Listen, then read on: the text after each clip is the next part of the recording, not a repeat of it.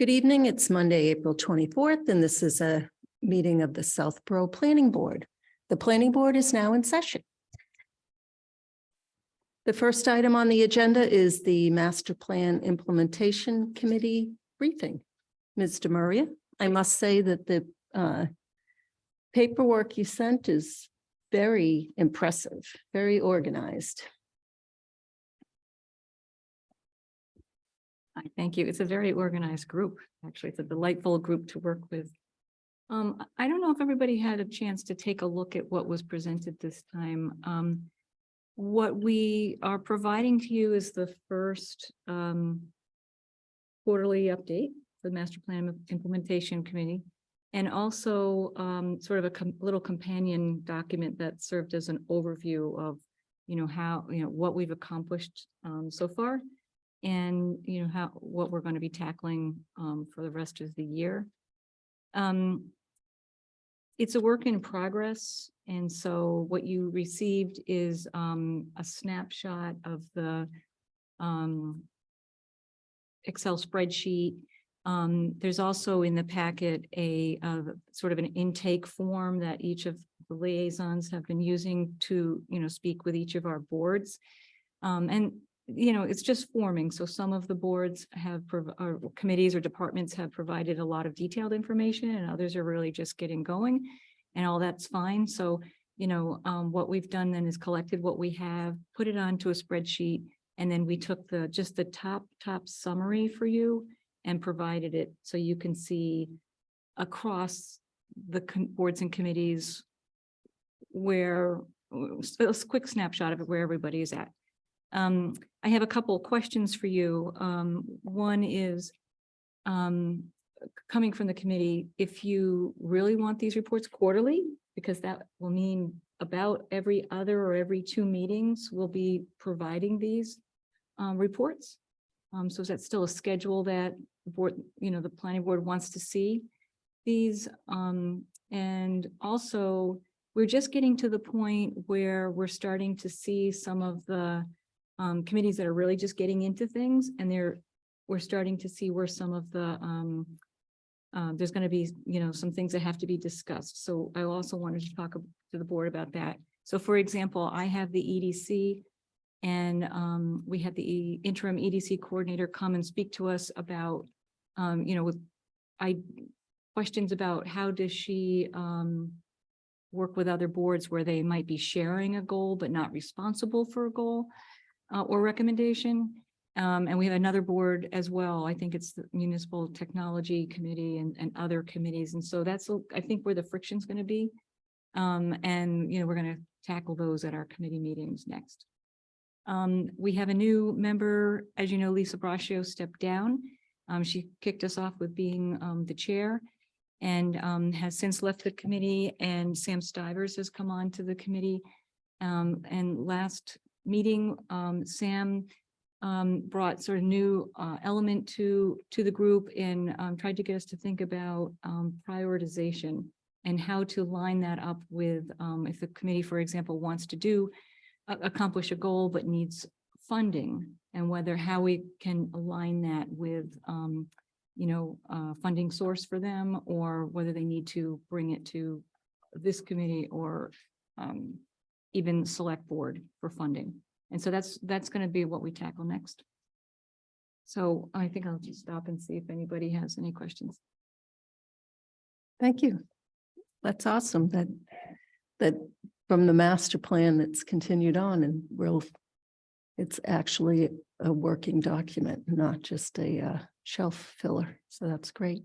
Would you prefer reporting back to the planning board like twice a year, or would that work out better? Or it's so automated in a way, these collection forms, and it's very easy to just populate the report. We're fine with quarterly. It's just if it's too much for this board, because it does seem like kind of a lot. But we'll also be making it available online if it's not already online, and I'm not sure if it is. And I think that Judith might have spoken to you, Mimi, about that. The master plan implementation page And if it can link from the planning board, I think is something that it's in the works. Okay, So, I mean, I think quarterly is fine.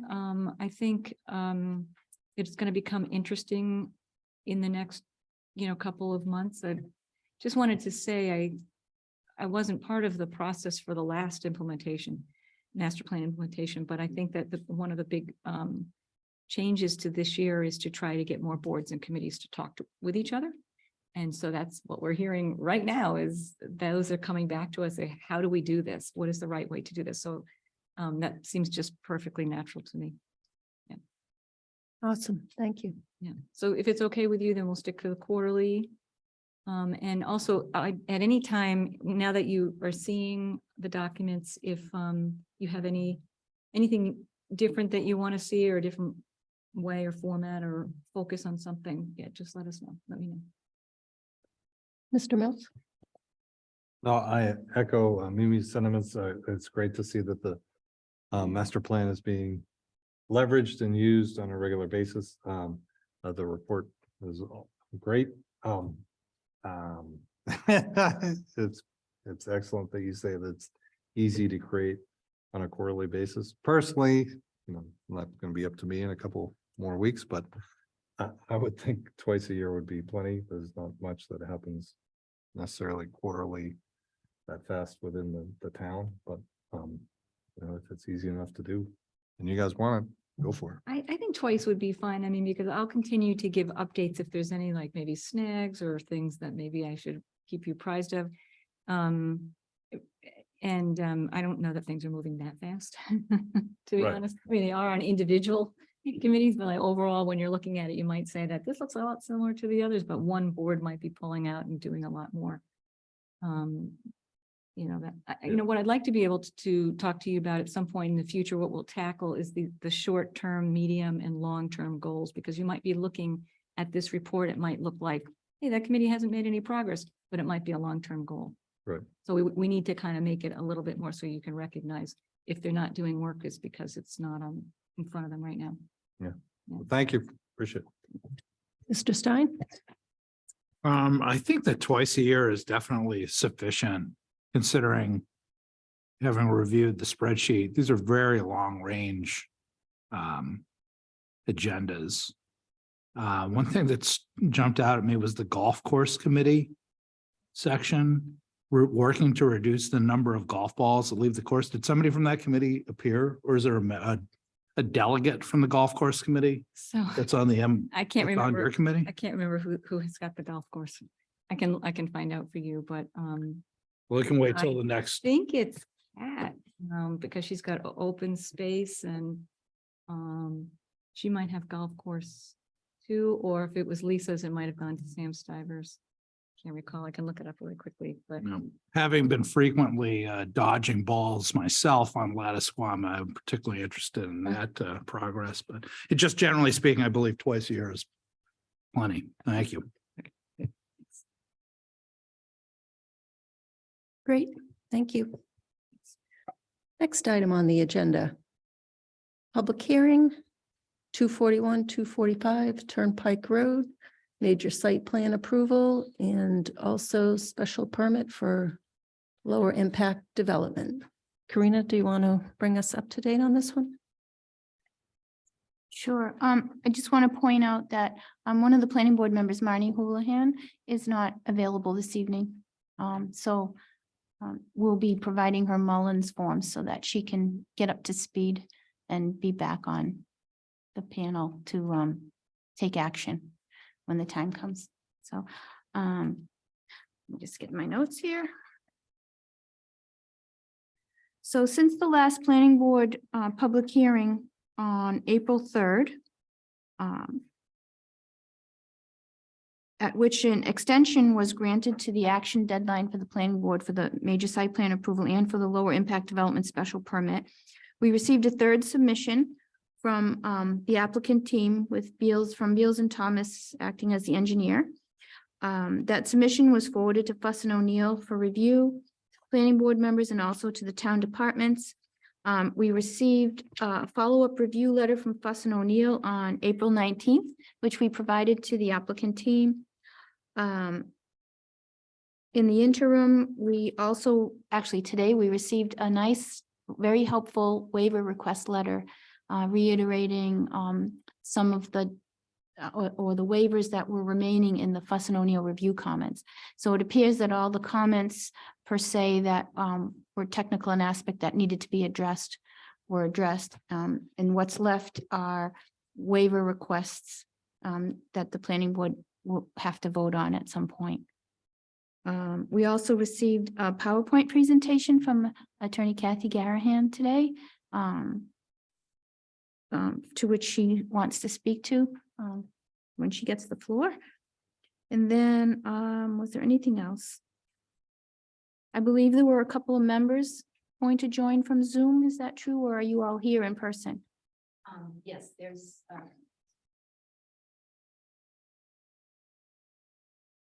The architect, Chad Wellman, will The participate. architect, Chad, and then also, Nate, Butts from Beals and Thomas is remote, but, Dave Lapointe is here in person, so, In person too. yeah. Okay, super. And then did you have one green card envelope left? Do you already have yes. it? I gave Okay, it to super. Stanfield, yeah. All right, so we have that too.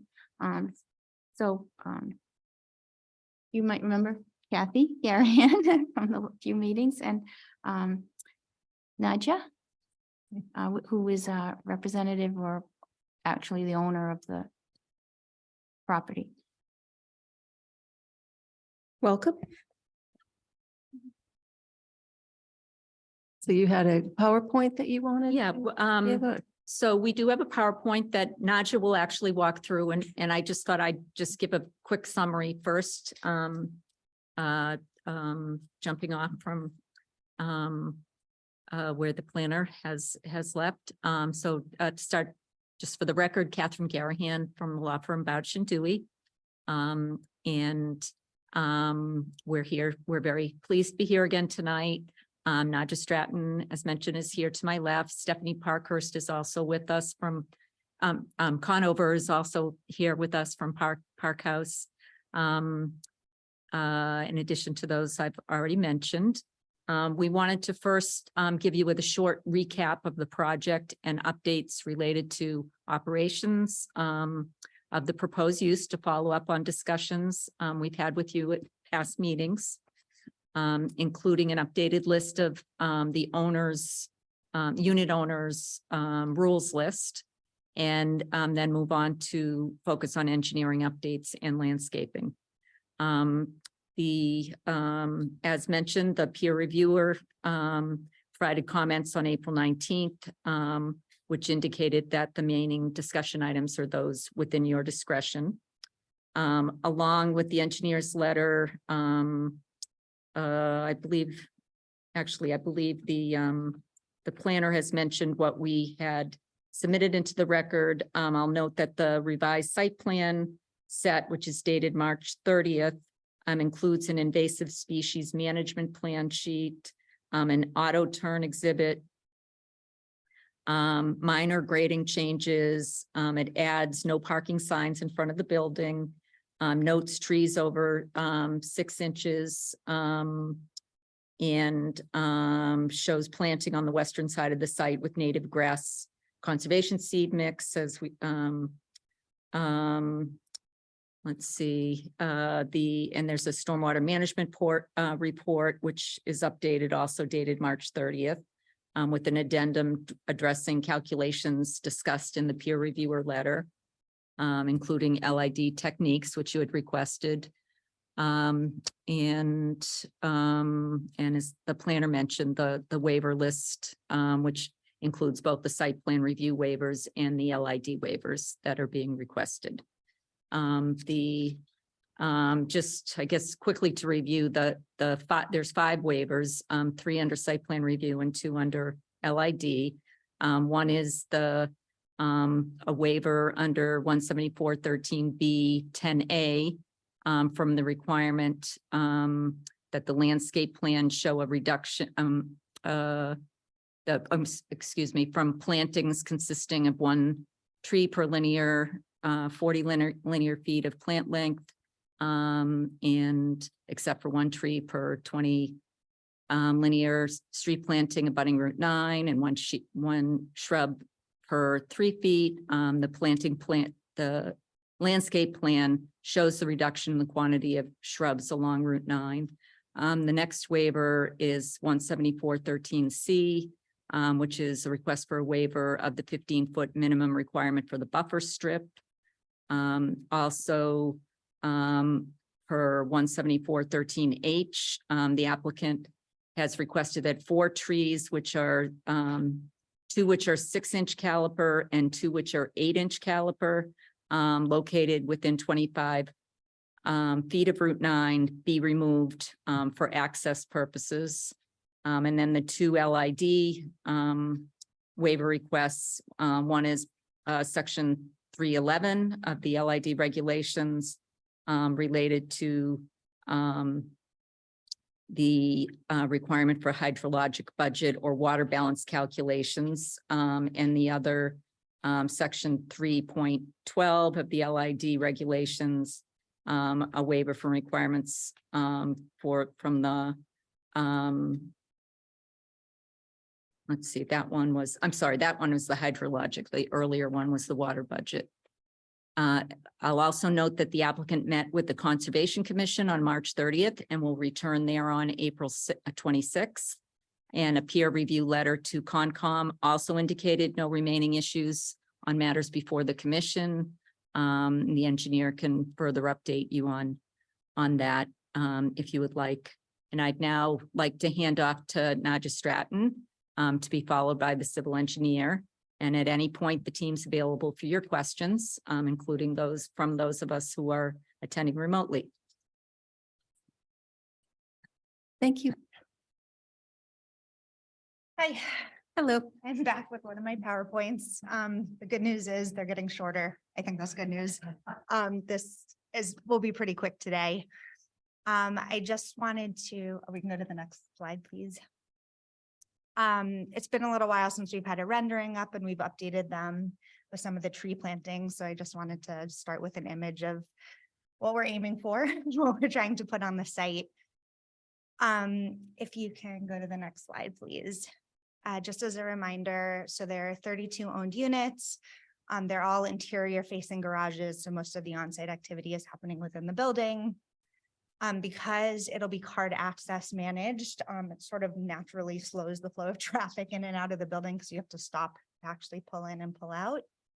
And the on-site driveway along the sort of bottom border of the image there means that you can access the first floor and the second floor within the site, and you're not having to go out to the exterior roads in order to travel within the site. If you can go to the next slide, please. And actually, I think you can go, yeah. Too. So I know there's been a lot of conversation about traffic. That's sort of been the big conversation we're having about cars in and out and concerns with Parkerville.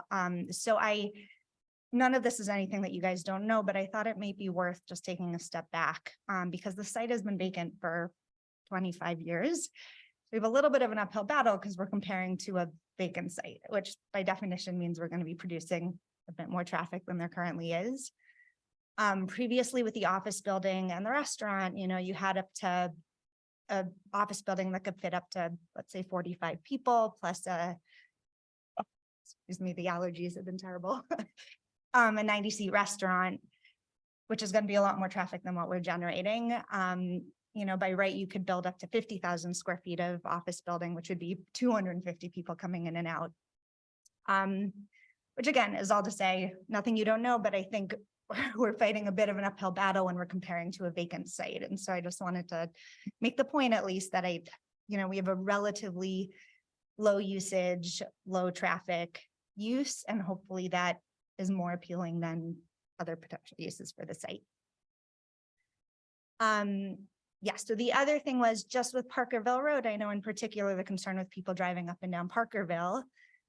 The nice thing about our site is that because the units are owned, it's going to be people who will become familiar with the area coming to and from the site. Driving 20 to 25 miles per hour with speed bumps is probably not the preferred route once they know how to get there. They're going to be using Route 9. They're going to be sticking to the fast roads to sort of get in and out of the site. So we will do all the signage, we'll do all the left turn, no left turn. But I think, as I said, it will not be the preferred route once people get familiar with the site. So we want to go over the rules and regs that we've committed to and updated from last meeting. So no long-term overnight parking. Trailers are limited to one night with, we'll sort of set a designated spot that's not very visible from the road, but just so it's available. We sort of touched on this last time, but this is not a residential unit. So just clarifying that people cannot be living in their units, no mechanical work, in the exterior of the building, no revving of engines. With the right turn only, we're happy to sort of commit to whatever wording you guys are comfortable with, but we had, this is a requirement of the town of Southborough. We'll be monitoring it via cameras. Unit owners are responsible to make sure that their guests know this rule and follow this rule. Last meeting, we talked about restricting the hours for which cars can be delivered to the site. So we were proposing 7 a.m. to 6 p.m. as acceptable hours. These restrictions would also apply if people are trailering cars back and forth for track days or anything like that, that they can't be delivered off hours. We discussed last time the parking for events is specifically at 225 Turnpike, so we don't run the risk that people overshoot Turnpike at 225 hoping to park at ours and then have to deal with turning around. And just that we will be monitoring closely the number of guests and people on site. So if we find that it's, whether it's one particular unit owner or whatever it is, if the occupancy of the building is getting too high, that we have the right to pull that back a little bit. That's it. That's all I got today.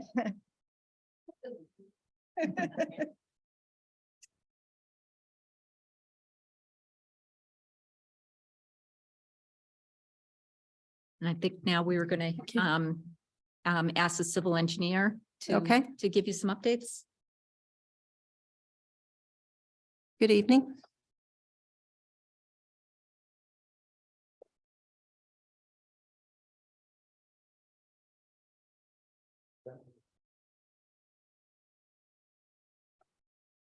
Thanks. Sorry, my name's Dave Lapointe with Beals and Thomas. And tonight we just wanted to give a little bit of a overview or explanation of the landscaping that we're proposing out here, as well as then tie that into some of the waiver requests that we've submitted. So just for a little bit more clarification, for those of you who may not be landscape or plant people, we put this board together here just to demonstrate what some of the trees and shrubs look like that we're proposing out here.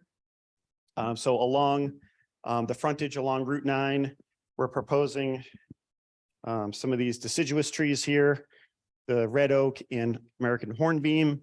And then for some flowering trees, this pagoda dogwood here. And then some of the shrubs that we're proposing throughout the site include some deciduous flowering or ornamental shrubs, as well as some broadleaf evergreens. Just to give a little bit of variety and interest. If you look at the landscaping section of the bylaw, it mentions that plantings, it says the intent of the landscaping bylaw is to improve the appearance, environment, character, and value of the total community and to protect nearby properties. So in proposing the landscaping that we have here, we think we are accomplishing that directive in the bylaw. As Kathy had mentioned, we are proposing to remove 4 existing trees that are within 25 feet of a street. Those are primarily along Route 9 right here. There's 2 6-inch trees and 2 8-inch trees. And then there's another one over here that within that group. And those we've identified as being Callery pears or Pyrus calleriana, which are not native trees to this area. They're actually native to China and Vietnam. But in addition to them not being native, part of the site design, as you are aware, we're proposing this access drive along the front side of the building to provide access from the lower entry here, as well as the entry off of Route 9 into the upper level of the garage.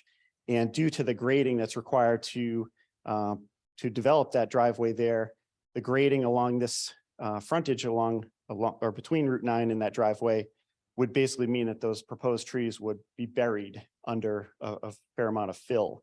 So again, that goes to the waiver request where the I believe the bylaw states that the board can waive that requirement if it pertains to safety or access. And so, like I said, we're proposing the access off of Route 9 here to get into the upper level as well as from the lower level.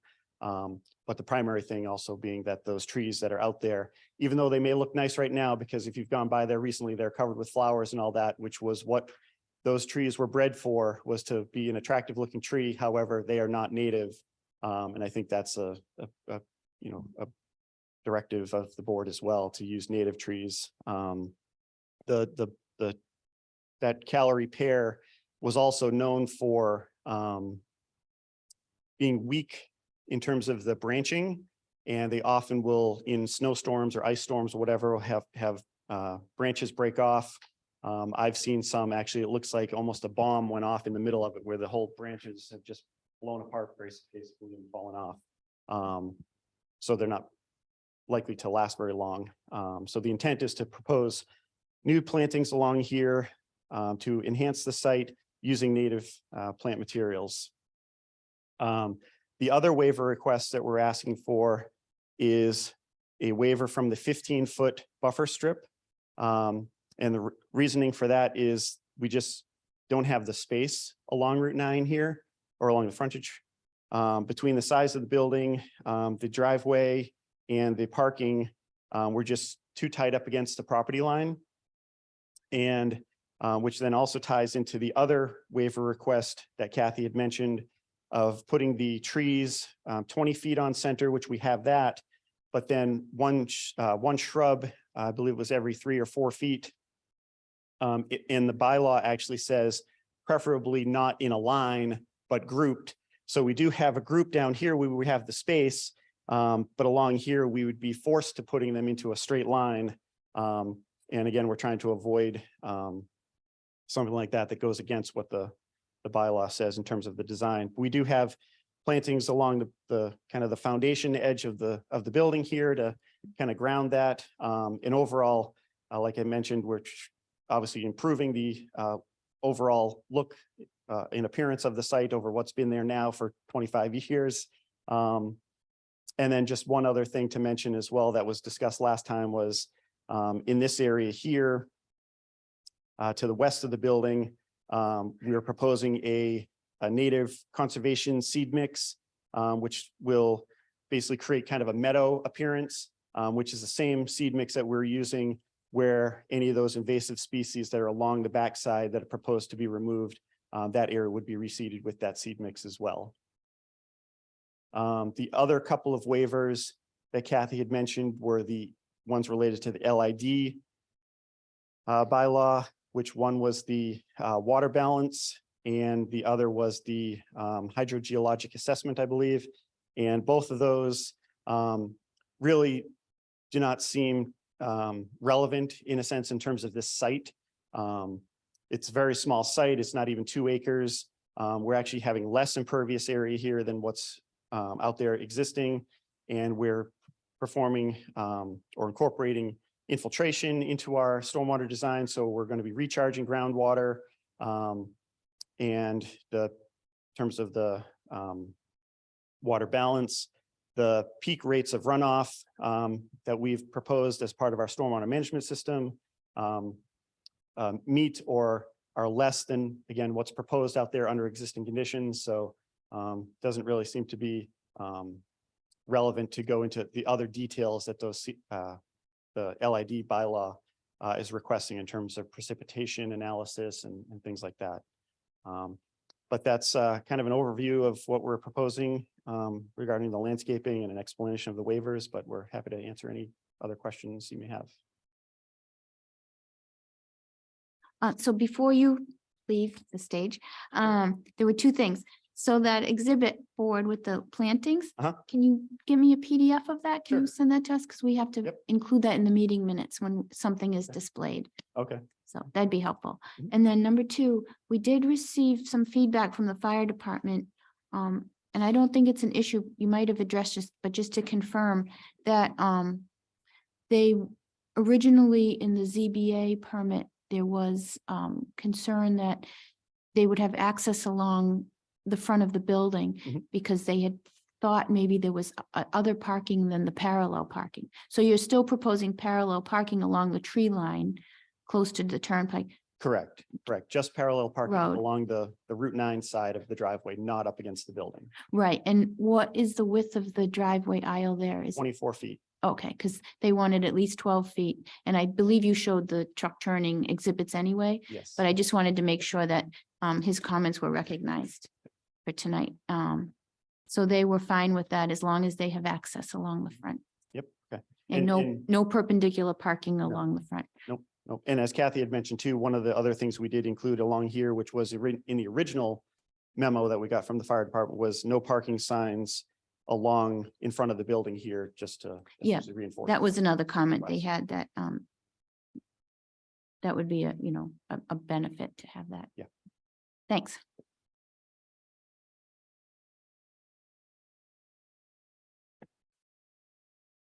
All set? So I think we're set. That's what we had prepared to present. So, we're happy to answer questions. Thank you. Thank you very much. Very thorough. Mr. Mills. Yeah, thanks again for coming. Great presentations across the board. I like everything you incorporated in the PowerPoint in terms of the rules and everything. It looks great, gives a much better view, not only to us, but to the town members, what could be happening there or what the rules are. The waiver request, personally, I don't have any problems with them. The 15-foot buffer one, especially, I think it's more important that you can have the traffic go back and easily get out along Parkerville and turn. And have some of the parking there too, so that you can accommodate guests that come and visit. Overall parking, I know you mentioned that, I mean, I know there's a lot of different things that could happen on the lot, but my mindset alone is just, okay, when you do have a big event, what's going to happen so it doesn't spill out all over the place. I agree, probably 95% of the time, there's going to be no parking issue, but it's when, a warm sunny weekend, or even a day like this afternoon on a weekend like that, where people are like, oh, come check out my cars, or you can't really coordinate it. So, but overall, I mean, what's been changed and where we've gotten to, I think it looks great. And I got no questions. Thank you. Thank you, Mr. Mills. Mr. Stein. So could you just show, point to the shrubs where they are now and where they're going to be removed on the plan? You mean the trees that are going to be removed? I could, wasn't there something? There's 4 trees that are over 6-inch DBH that are within 25 feet of a street that we're proposing to remove. That's what we're asking for the waiver from. It says a reduction, the landscape plan shows a reduction in the quantity of shrubs along Route 9. That's Of what's the first required, a waiver reduction of request. what's required. Okay. Yeah. So you're gonna be, I know the tree thing I was gonna ask next, but. Okay. So you're gonna, there are no shrubs currently and you are planting shrubs and you're just asking for fewer shrubs to be planted? So we're asking for fewer shrubs to be planted, yes. I don't really think you could call anything out there really shrubs. There are clearly some trees that are, like I mentioned, the calorie pears that are the non-native trees. There's a lot of growth that's along there that's just not very, attractive. that would be basically just has grown up over time, I believe, right along this area here.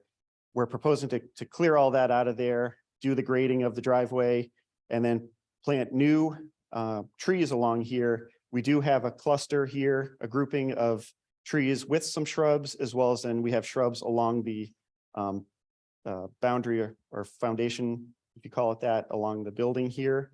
But one of the waivers that we're asking for is the requirement of the one shrub for every 3 or 4 feet. Thanks for clarifying. Along Route 9, that's what we're asking for the waiver from doing. Okay, Because it asks for it to be grouped together and there's not really room to put groups in there other than where we've put them down here in the corner. so then like on the northern part, I don't see that you're doing any plantings up there. We have a few trees right here on this corner. Then along this back edge of the driveway, we're at the 20-foot no disturb zone from the Conservation Commission. So we're not proposing to do anything there other than do the invasive species removal. And then once that invasive species has all been cleared out of there, planting it with the conservation seed mix. So regarding water, where does the water go now? Stormwater. Yeah, So the stormwater basically flows across the site and into the wetlands at the backside of the site here. And then it flows through a culvert into a a manhole on the other side of Parkerville Road here. And then into a pipe system that goes around the adjacent building here. so It- your changes in the grading don't impact that water flow? No, Okay. Our stormwater management system incorporates some infiltration in a system that's adjacent to the building on the west side over here. And then it also is collected and ultimately then let me flip to the stormwater or the drainage. Thanks.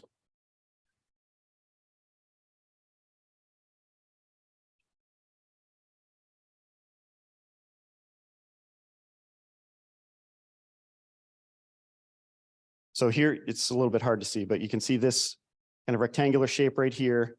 That's the subsurface infiltration system right there. That's primarily picking up the roof runoff from the building. And then the other areas of pavement, there are catch basins. There's a catch basin there, catch basin there. There's one in the back there. So those areas of pavement are all getting collected, and then that's ultimately getting piped and connecting into that same manhole that's adjacent to Parkerville Road. Is this all existing currently on the site? There's an existing manhole over here that's existing and catch basins in Parkerville Road, but there's no other drainage system on the site today, no. Okay. Yeah, so this is all proposed as part of Okay. this project. So, pardon my ignorance, but if that's true, why would you be requesting waivers for the water balance calcs? So you're right, and like I mentioned, there were a couple of things in there that we are addressing in terms of the peak rates of runoff, recharge and so forth, but the annual precipitation, evapotranspiration, in terms of pre and post development conditions, as well as then the groundwater elevation, pre and post development conditions for seasonal profile of groundwater elevation, velocity and direction of ground and surface water flow. Again, we're addressing surface water flow, but not groundwater flow per se. Those things, for the scale of this project, those seem to be just somewhat above and beyond what would be necessary for something like this of this scale. How deep is the groundwater elevation estimated seasonal approximately? do you Yeah, know? I don't know off the top of my head. Nate, who's on the call here, may be able to answer that better than I would. Actually, we might have it noted in here somewhere.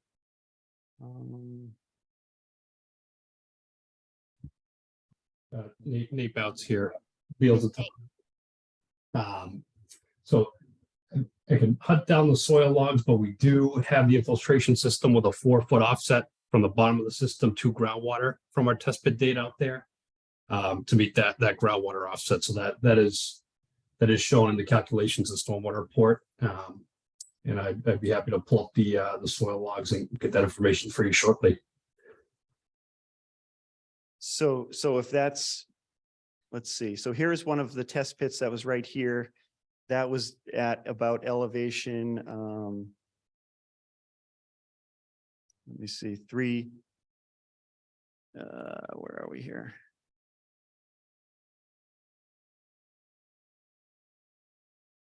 Well, the bottom of stone here says 301. Nate says we're 4 feet below that, so that would put it at 297, and we're up at 303, something like that. So whatever that works out to be.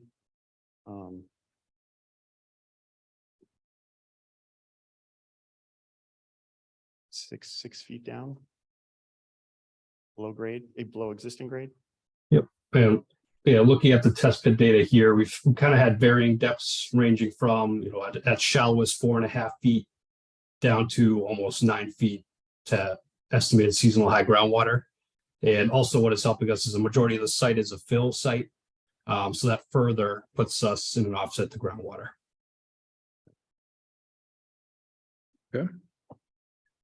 See what the other members think.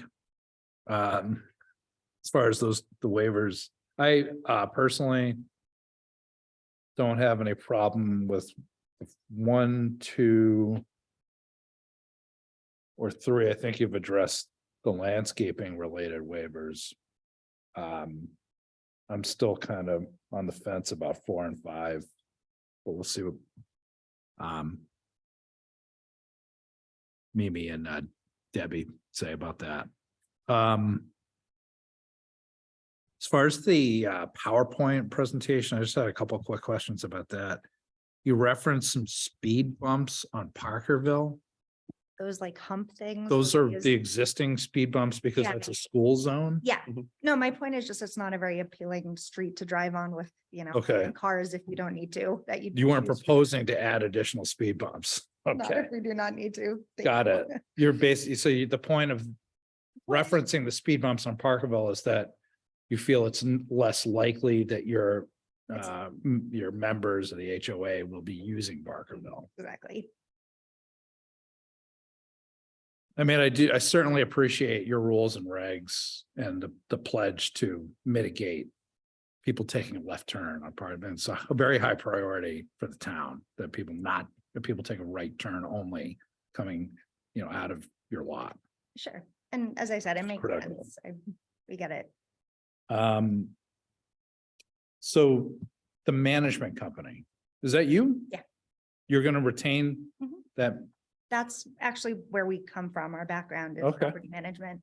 just out of curiosity, like the HOA members, the owners of the individual units, Mhm. are they gonna have like a board of any sort, or is it gonna be 100% just management controlled for the duration, perpetuity? So that's a good question. I mean, we will be the management company, the sort of incentive that we're selling is the branding and resale value, and all of that comes with keeping us as the management company. So ultimately, they could eventually choose to kick us out because it is a condo, but the point is to be branding this and you will own a Park House unit, and you'll only do that if you keep us as the management company. Well, so whether or not the owners have any kind of board that's TBD or, Yeah, so in terms of the board, is your concern that they would change the rules, the condo rules? potentially, Yeah, so I mean, that is a good question. The way that our other property is a little bit different. We own one in Waltham right now that is garages, but is not a Park House property, as in we're selling out and not retaining management.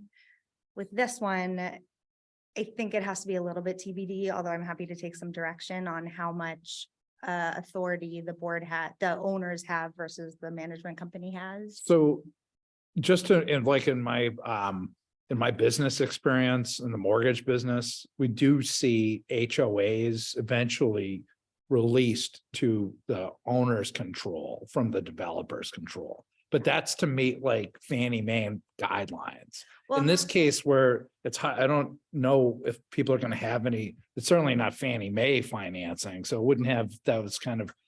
I don't see any reason from a marketability standpoint for you to allow the owners to, take control of this HOA at any point. yeah, I mean, exactly. Like in a residential context, eventually, once the units have been sold, the developer has nothing to do with the development anymore. This is a little bit of a different situation because we'll be operating, there's the social component that we will be running. There's more than just owning real estate.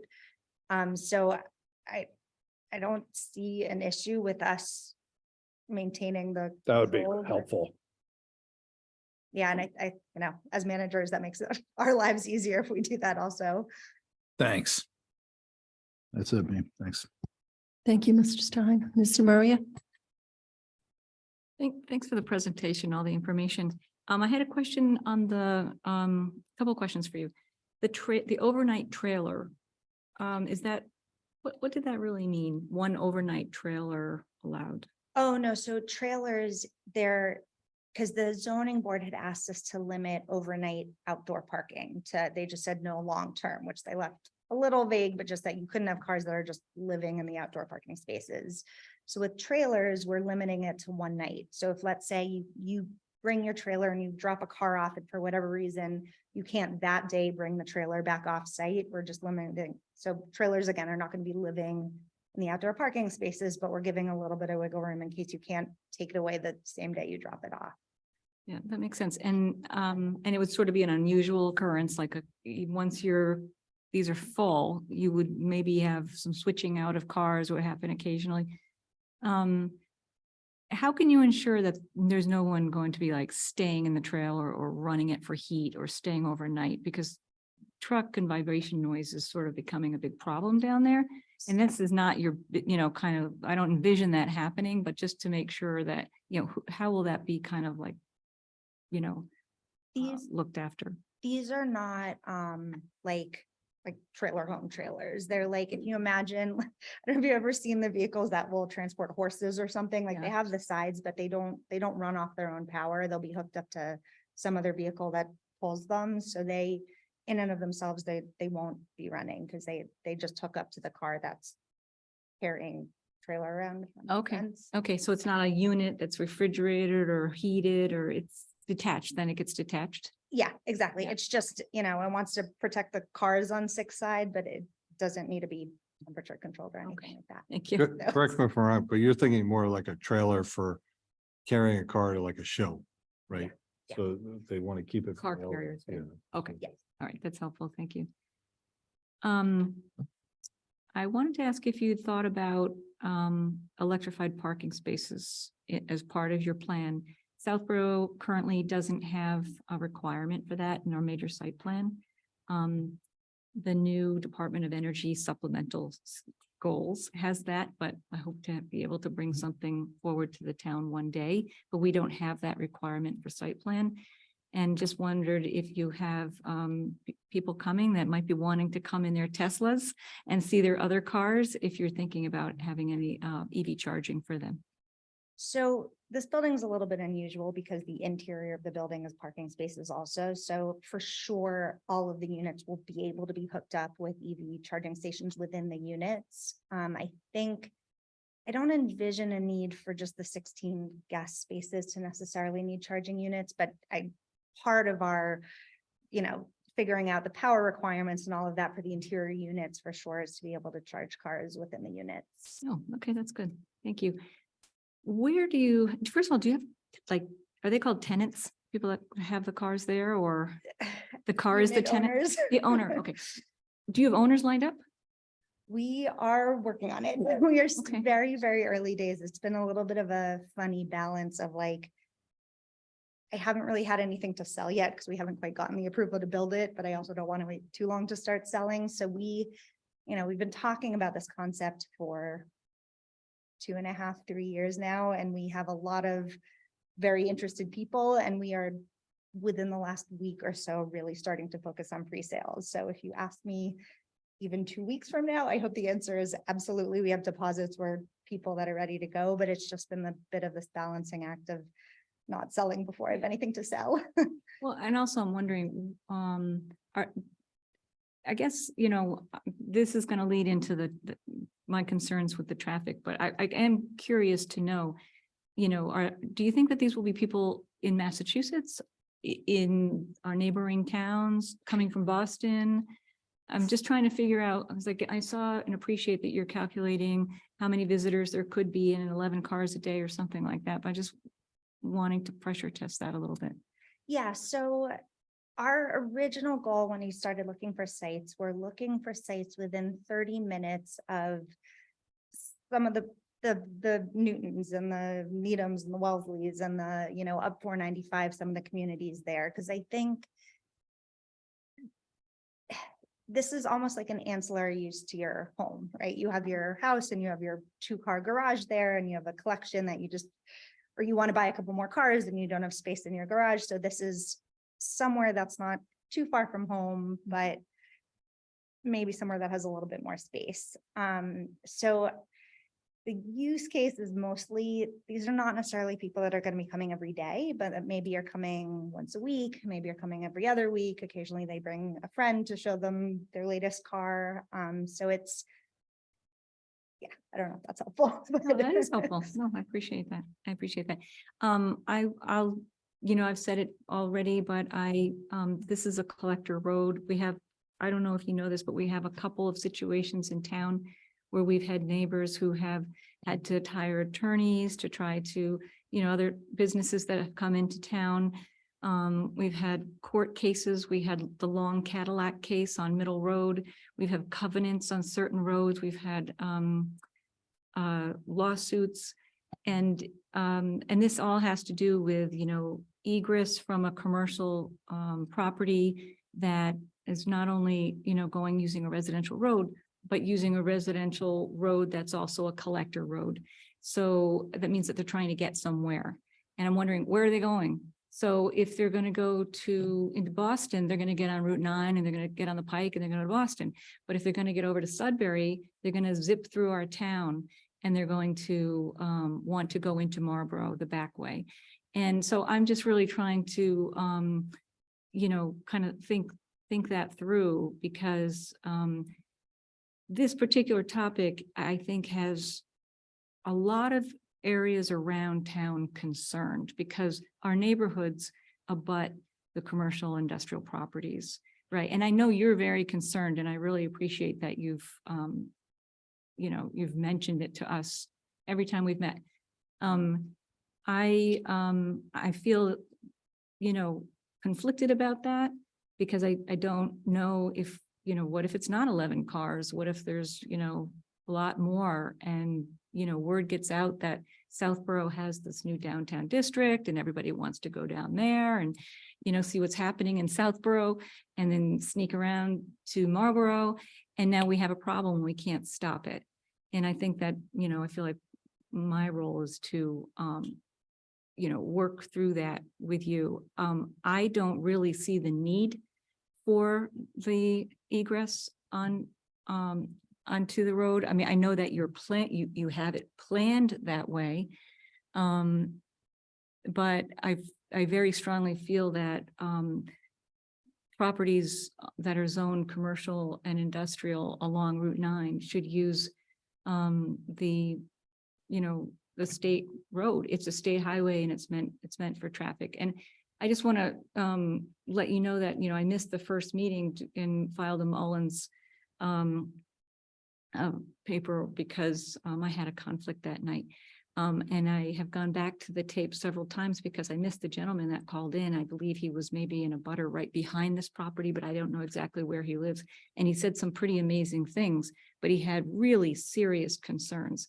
And I don't know if other neighbors have as well, but about dogs and children and schools, and just people in the neighborhood who are out. And so I know that's not what, you're not in the business of that. You don't want to, dump traffic out onto the road, and it doesn't appear that you're going to, but I just want to let you know, I think that as a planning board member, I really need to listen to those people, because that first gentleman who called in the first night was seriously concerned. about egress into the neighborhoods, especially since it's a collector road and it can go across town to other towns. So just to let you know, but thank you very much. So just so I understand, because this is a bit new to me, but if this was an office building previously. So if somebody came in, which I think they can do by right, and built 50,000 square feet of office, what happens then? How do you mitigate the traffic? Like, are there other methods, I guess is what I'm asking, that other people use if they put, by right properties on places where the neighborhood has concerns about the traffic? I don't know if I'm the right person to answer that question, to be honest. I It would think just we'd be be having the helpful to same, understand. I'd be having, if it were me, I'd be having the same conversation, to be honest. And I do agree with you that the number of cars and vehicles it plays into the whole picture. Yeah, because the reality is, I mean, I have 2 small children, so I get the concern about being near a busy road and about all of that. And the abutter, I think this is why we are sort of trying to sort of jump through hoops to say, like, we will do everything we possibly can to put all of our people to the right, but like, it's what, 100 feet from Route 9, like there are cars that, being in this area and being very close to a busy road, there are some cars that are gonna drive down, and I wanna be respectful of the concerns, and also, like, this is it's a commercial plot, and somebody is gonna come in here, even if it's not us, and build something that's gonna produce some amount of traffic. Yeah. So how do we sort of be the good neighbors and do what we want to do and respect the concerns? And as I said, I'm happy to, if people have said, here's something we've done that has worked, I'm really happy to think about it or integrate it in. Yeah, I'm just letting you know, there's been litigation on several roads in town. And so I have no idea what's going to happen, to be honest, but I mean, that's how much people in Southborough care about these, roads, especially the ones around the schools. Makes sense. So through you, Madam Chair, I just wanted to add to that, and I know we've said it, but just to reiterate that this use has a degree of control over who's using it, more than typical commercial users. They're planning to have a camera. They've told people, you can't do it. They want to, I think the sign that they're planning would say, requirement of the town of Southborough, no left turn. So I think there's, and coupled with the, low utilization, I think it's a situation that has much more control than I think maybe the situations that you're describing that people have been upset about. So, so the owner has ways to mitigate that and enforce it more than a regular commercial user would.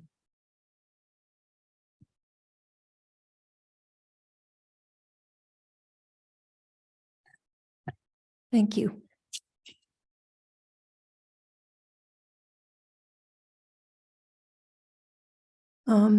Thank you for the rules and regulations update. That's like a lot of the things that we've spoken about at the previous meetings, and I really appreciate that. I'm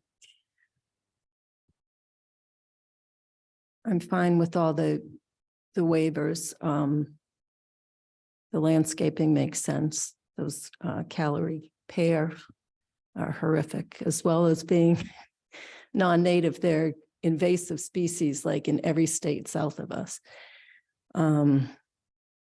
So I won't be sad to see them go. The waivers for the lid, it looks to me that Fuss and O'Neill was okay with them and said they didn't have an issue and it was up to the planning board. Do you see any issue with those here? No, and we see this time and time again with this size of a project. I think when you look at the pre and post development watershed maps, when you look at those and you see what was covered with pavement before and what is the coverage now, this isn't going from a totally wooded site to now a paved area. It's currently paved and there was a building there. So when the engineers follow stormwater management policy, they have to show in their stormwater calculations when they have a site like this, that they're not putting more water off the property, or very minimally more, if that's the case, than there was in the existing conditions. So if this area was paved, and I don't want to take your spot here, but if it was paved, right, which it is, the water is still running to the same spots. And in essence, with the underground infiltration system or the detention system that will also be infiltrating, you're saying? And it sounds like the groundwater elevation is lower, because they're from the bottom of the detention basin, there's another 4 feet to the groundwater elevation, which is pretty good. I mean, that's required, but sometimes they have problems where they have to, build above that. So they're also providing extra infiltration, I think, that way. So they're not depleting the groundwater supply. So you're kind of going from a impervious surface to impervious surface. It's just that with the bigger building, the runoff from the building is considered clean water, whereas if it's more parking area and the cars are on it, which it is like now, that would be dirtier water going into the system. And then in regard to Mr. Maria's comments, I think that this use is a relatively low intensity use, which, what it was, I don't know, 30 something years ago when it was a restaurant, I would think there would be more traffic on the residential roads there. And did we speak at a previous meeting of like kind of checking back in a year to make sure the traffic's okay? There haven't been any issues like we do with lighting? Would believe. Our former chair, Mr. Morris, always would mention that we have the right to revisit our permitting within a calendar year, so we can always check back in. Yeah, so maybe if there's, any issues, we can get back with you in a year to see if, and I think having the right turn only is very helpful. And I think you've really done a great job in trying to address all our concerns.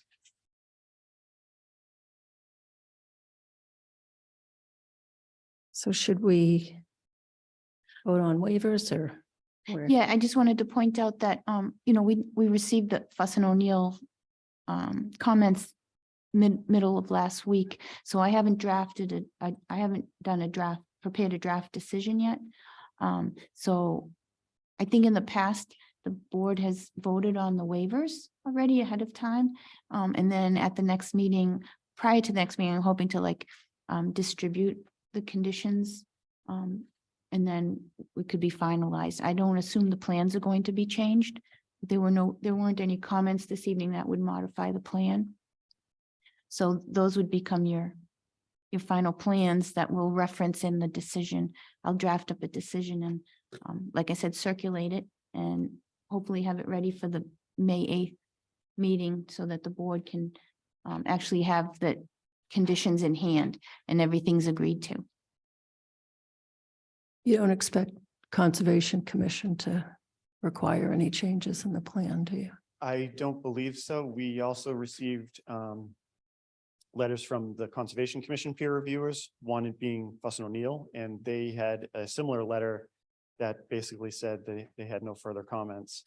Their wetlands peer reviewer, the only outstanding item that he had was that we submit the invasive species management plan, which we then did, and his response to that was that he thought it was appropriate for the project. So I think, so he's all set as well. Great. So the meeting on Wednesday night, we expect that to be closed. Right, and if there are any issues from that meeting, then we'll be able to pick it up prior to, you. Prior to our next. Yeah, you could revise your drawing and present it and say, here's the small change, and those would become the approved. And then changing the date on the decision is just a minor administrative. That invasive management is going to be a job. There's some mighty invasives over there. So- And I believe Nate from my office sent the landscape exhibit as we've been talking as well. So hopefully you should have that in your email. Just need it for the minutes. Yep. Reference. Perfect.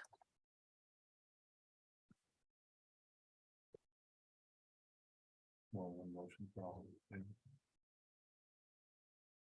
Can we do one motion for all the waivers or should we do them separately? Reference list. No, that's fine. Yeah, just reference the list and no, do what you usually do. Be vague and Approve.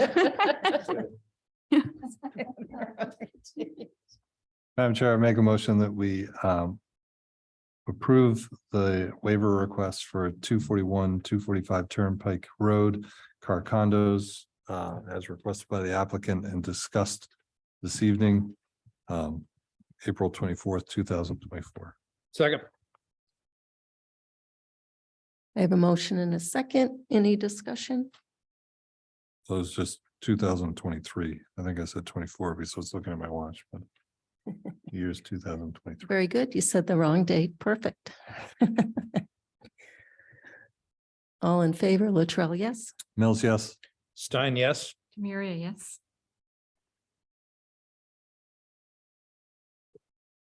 We'll continue to next.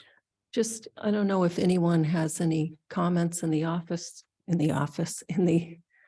hearing room or on Zoom. I forgot to check that before we continue. So would you be okay with the pertaining management control and the order of conditions?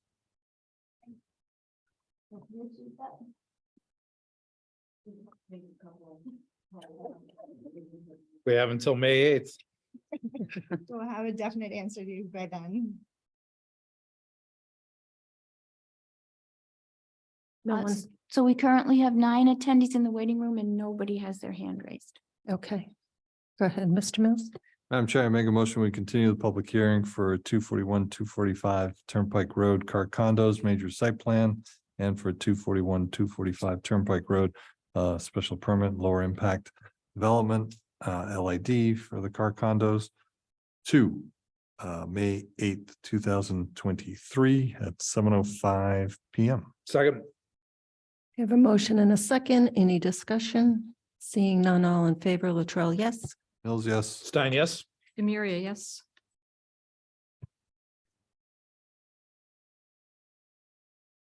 Very good. Thank you very much. Thank you very much. We'll see you next month. Thank you.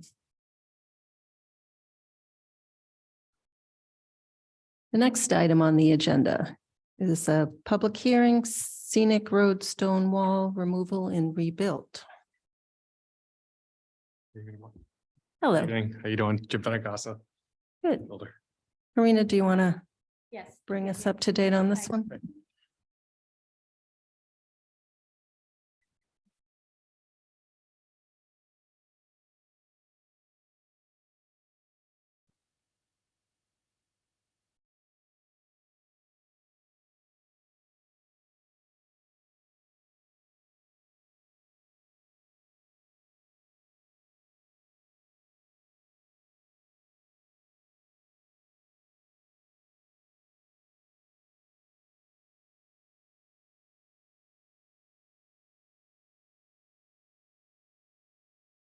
Okay, so the planning department received an application for a scenic road stone wall removal at 10 Brigham Street from the Azimuth Engineering, James Tetchelt and his company, and owned by Whitney Home Builders, Jim Benincasa, who represents that LLC. The application was filed with the town clerk on April 4th. A legal ad was posted in the paper on April 10th and April 17th. I think I have to read the legal ad since this is a new public hearing. Just make sure I have the right one. Let's see here. This is it. Okay, so legal notice, the public hearing notice for scenic road stone wall. Pursuant to the provisions of Massachusetts General Laws, Chapter 40, Section 15C, the Southborough Planning Board will hold a public hearing on April 24th, 2023 at 7:10 PM in the McAuliffe Hearing Room located on the second floor of the Townhouse, 17 Common Street, Southborough, Mass. 01772, to consider the removal and reconstruction of 60 feet of scenic road stone wall at 10 Brigham Street, which is designated a scenic road in the town of Southborough. The request for stone wall removal was made by Whitney Street Home Builders LLC, 118 Turnpike Road, Suite 200, Southborough, Mass. 01772. The stone wall is to be rebuilt along the right-of-way boundary and within the right-of-way. Copy of the plans and application can be reviewed at the Southborough Townhouse and in the Planning Department during normal business hours or on the Planning Board's webpage at www.southboroughtown.com/planning-board. Any person wishing to be heard on the proposal should appear at the location and time designated above or can access the meeting remotely at www.southboroughtown.com/remote meetings. Sincerely, Mimi Luchel, Chair, Southborough Planning Board. Let me just see. Town departments. Yep, we did distribute this application to the town departments in case anybody wanted to comment on it. And we received one comment back from the police department that requested that when you do the work, if it's approved, that you order a police detail because that road, it's necessary on that road for traffic. So you'd hire a police detail when your contractor does that work. Okay. And that's what I have.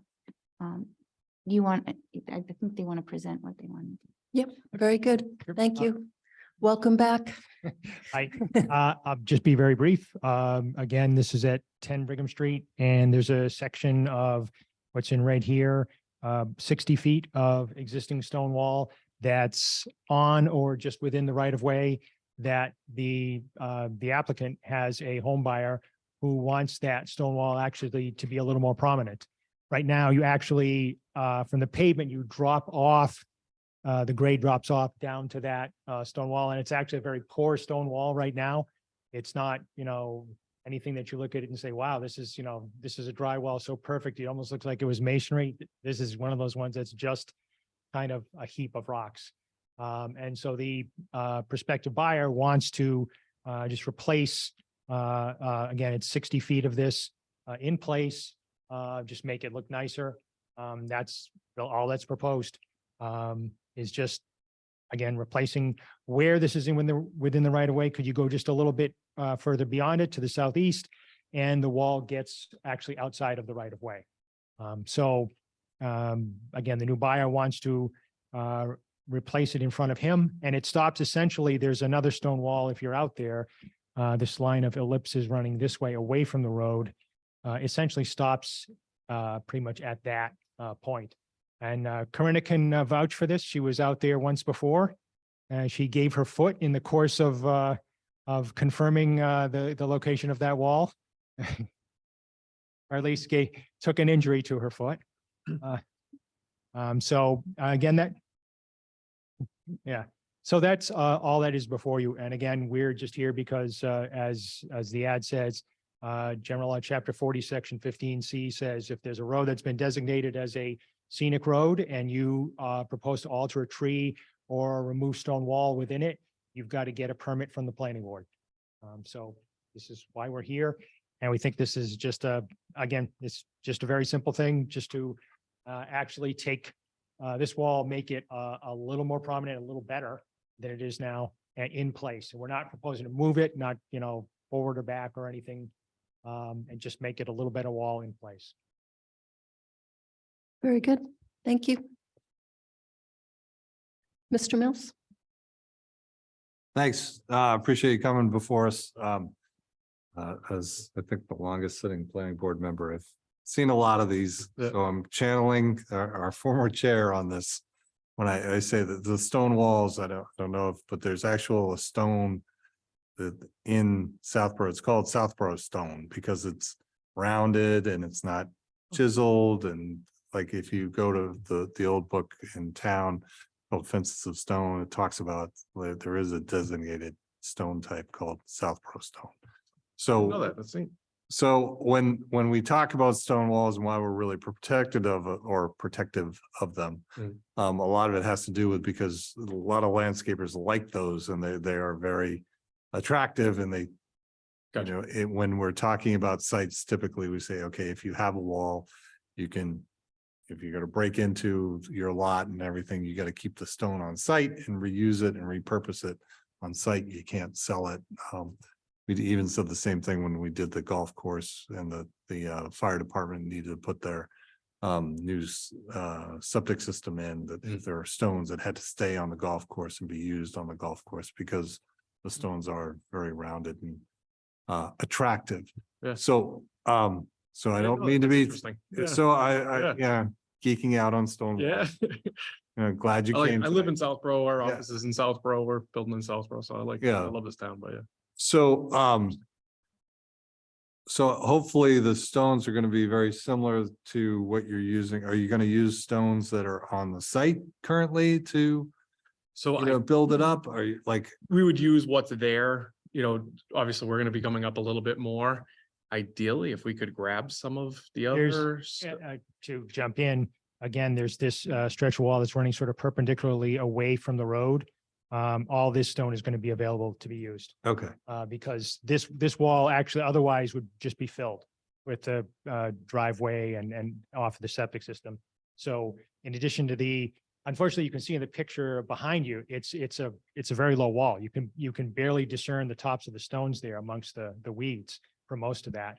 Yeah, And that's Really a and that's line of essentially the rocks problem More than it's a is wall. that the Stack. fire hazard, gee, I wanted to have something that looked a little more pretty, a little more substantial in front of the property than that. And the applicant is going to make use of this stone wall running away. We haven't tried to calculate, is this alone enough, or would he bring in any other pieces, but we are going to make use of the existing wall and this wall running away in the course of this. right. So that's Would be the great. goal.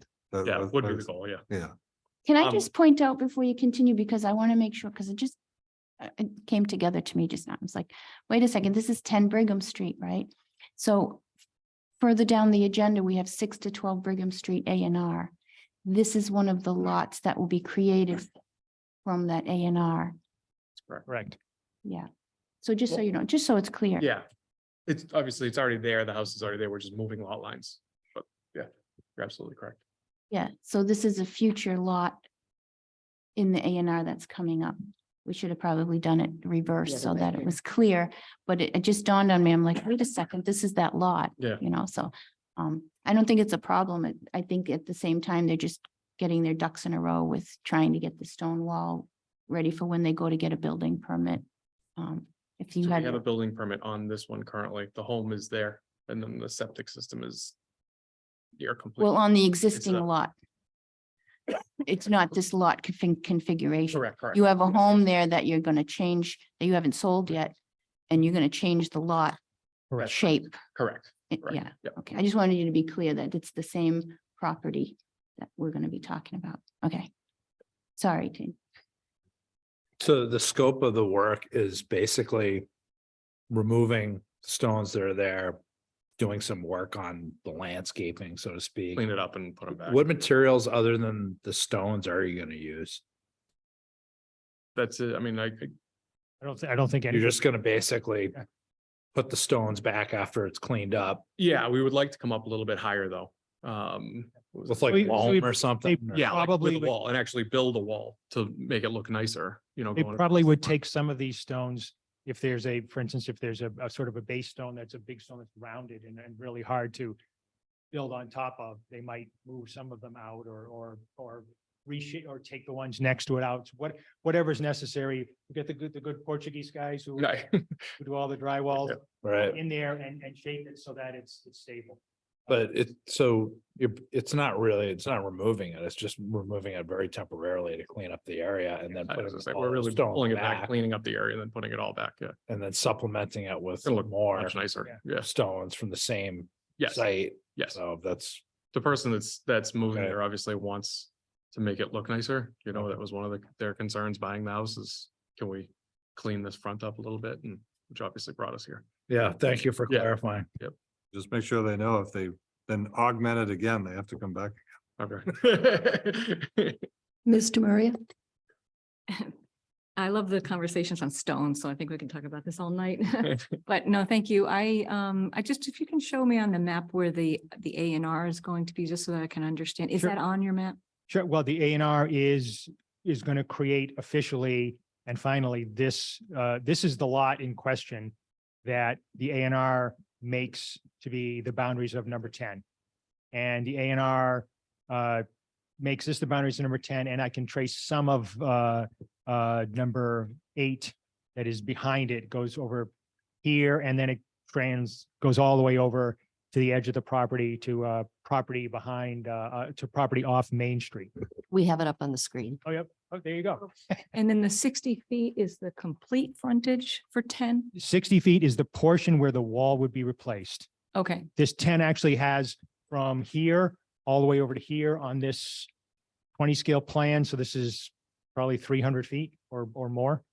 But there's no wall in front of this, and it wouldn't, even if there was, we would leave it alone because there's no, house here. And again, once you get past a point over here, the wall goes out of the right of way. So we're just asking to replace 60 feet of stone wall where it's within the right of way and replace it in the same location without, moving its base or one way or the other. thank you. That's all I have. Thank you. So, so this will be a dry wall that's been mentioned before, but just to make sure. it's not Correct. gonna There's be- this isn't to be mortared at all. No mortar. Okay, good. And while we're here, do you want to just do the A and R now? If you don't mind, that would be great. Sure. That's ideal, yeah. So first, do we need to make a motion to approve the rebuilding of this wall? So moved. Second. A motion and a second. Any discussion? As per the last one, do we have to ask if there's audience comment or? Oh, yes, we do. Thank you. Go ahead. Anyone in the audience? Anyone? No virulently Yes. opposed to stone wall parties? We currently have 7 attendees in the waiting room for Zoom, and there's no hands raised and nobody in person. I'm trying to make a motion, we close the public hearing for 10 Brigham Street. Second. A motion, a second.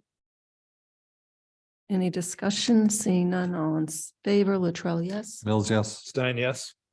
Amelia, yes. Madam Chair, I remake that motion to approve the stone wall replacement or removal and replacement as requested by the applicant for 10 Brigham Street. Second. Any discussion? Seeing none, all in favor, Latrell, yes. Mills, yes. Stein, yes. Amelia, yes. Thank you. Thank you. So now do you want to move on to the A and R? One-stop shopping. Right.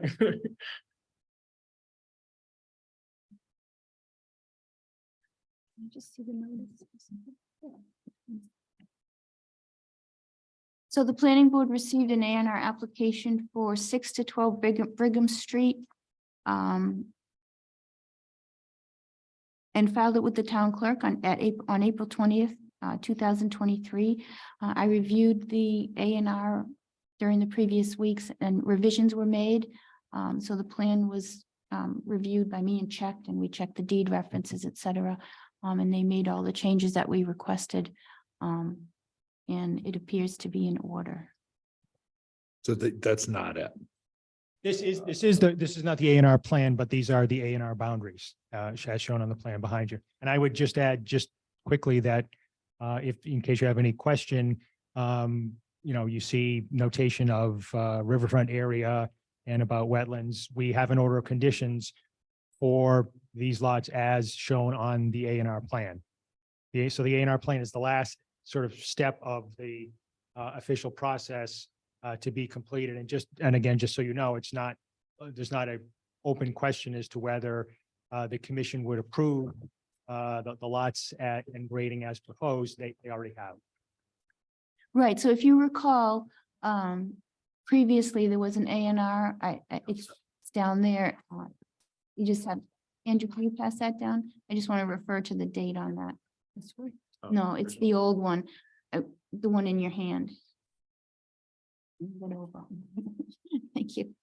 So on February 22nd of 2021, the planning board endorsed an A and R of this same property where the lots were long and thin, going from the back to the front. And there were 4 lots that were there. So what the applicant has done is reconfigured the lots. Instead of being long and thin, they've made a wider lot that's shallower, and left a larger lot to the rear, as you can see on the A&R on the screen. And the applicant is essentially, as I guess you'd say, given up on getting one of those 4 lots. We've done, we did soil testing, and again, there are wetlands issues, wetlands resource areas on site. Mhm. And, he had hoped to gain all the possible lots on that previous A&R, but it really just is not possible.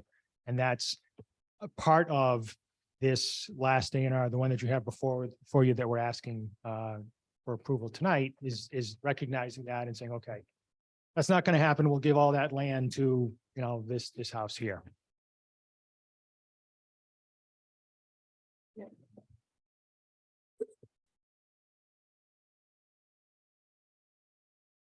Okay, I just wanted to be clear for the board members. Mr. Mills, I have no questions. Mr. Stein, No questions.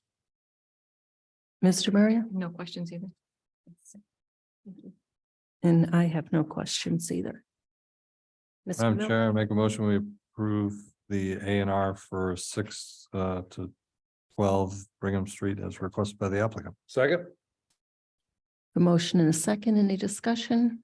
Seeing none, all in favor, Latrell, yes. Mills, yes. Stein, yes. Demiria, yes. Very good. Thank you very much. Thank you all. Thank you. So we'll get that A&R signed this evening. Okay. And an endorsement form, and then if it's all set, I'll call you and let you All right. know. I'll give you an email. All right, thank you, board. Thank Yeah. you, you too.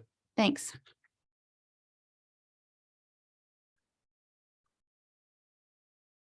The next item on the agenda is a public hearing, 4042 Central Street. This is the opening of a public hearing. Karina?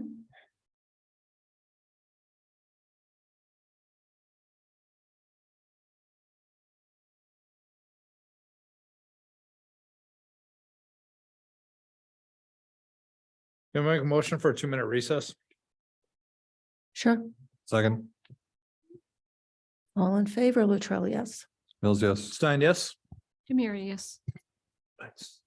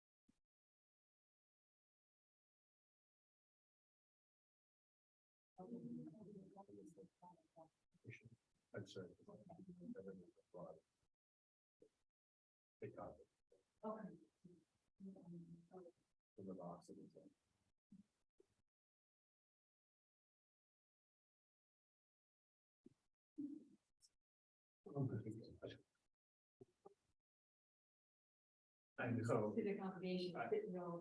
I know, I'm beginning, we're under whatever, thank you.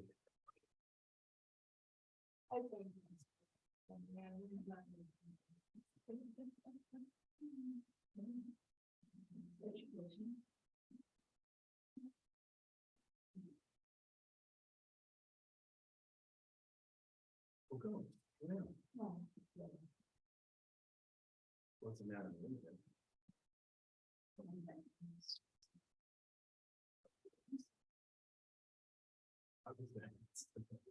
Sure.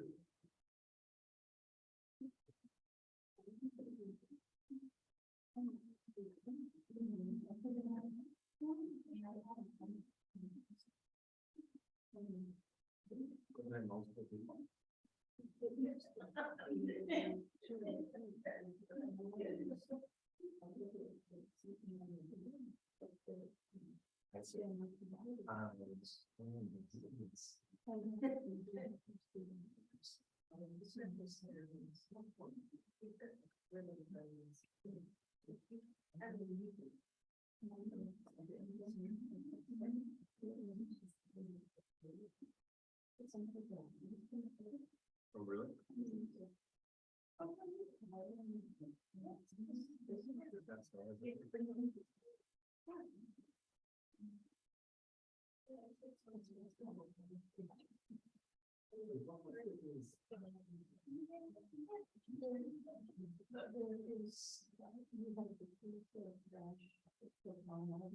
What were you doing down the floor? Oh, it's Earl P.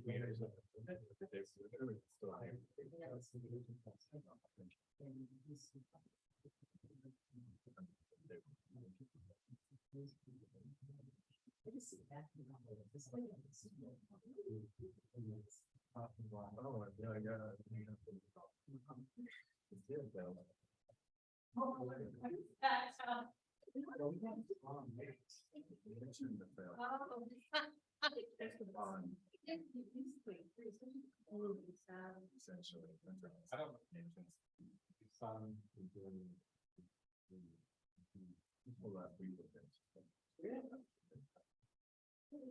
everything. I don't know how we've done it with the facility.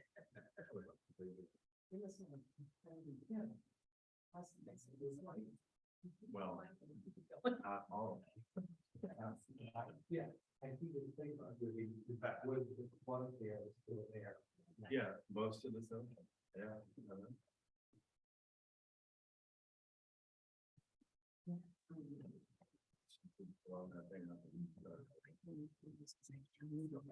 Okay.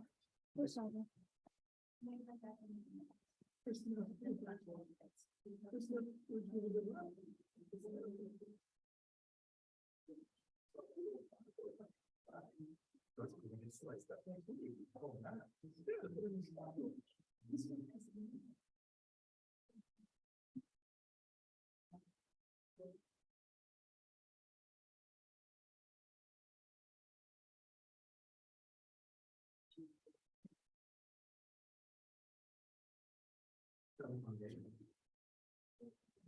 Largely rebuilt. Basement completely redone. Fine. Bathroom totally redone.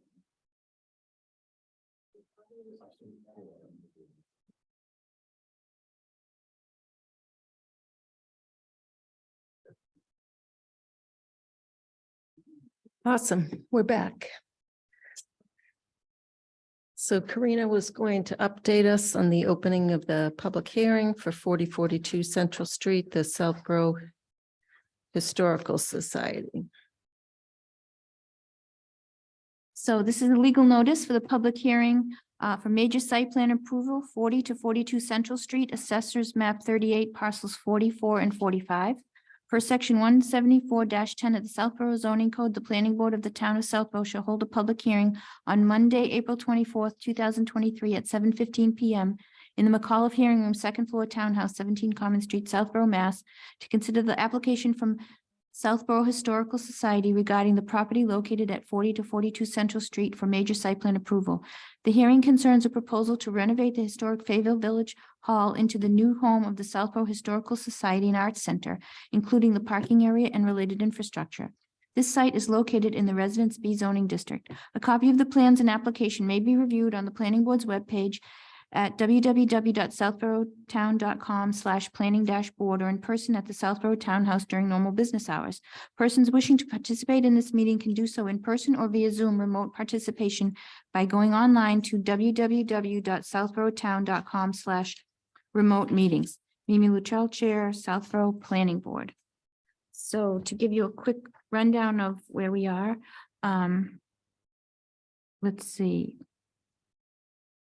On March 17th, we received a submission from the Southborough Housing Historical Society represented by Mr. Michael Weishan, who's here tonight. And also member Sally Waters is here from also a member of the Southborough Historical Society. Let's see here. April 4th, we filed the application with the town clerk and a legal ad was also filed with the town clerk. It was posted in the newspaper for April 10th and April 17th for the public hearing to open this evening. The submission was sent to Fuss and O'Neill for review. We are currently awaiting feedback from Fuss and O'Neill, review comments. They have indicated to me that they will have them before the next planning board meeting and hopefully in time for you to respond to them. The submission was sent to the planning board and to town departments for comments. We received one email from the Southborough Public Access Committee. Let me just pull that up here real quick.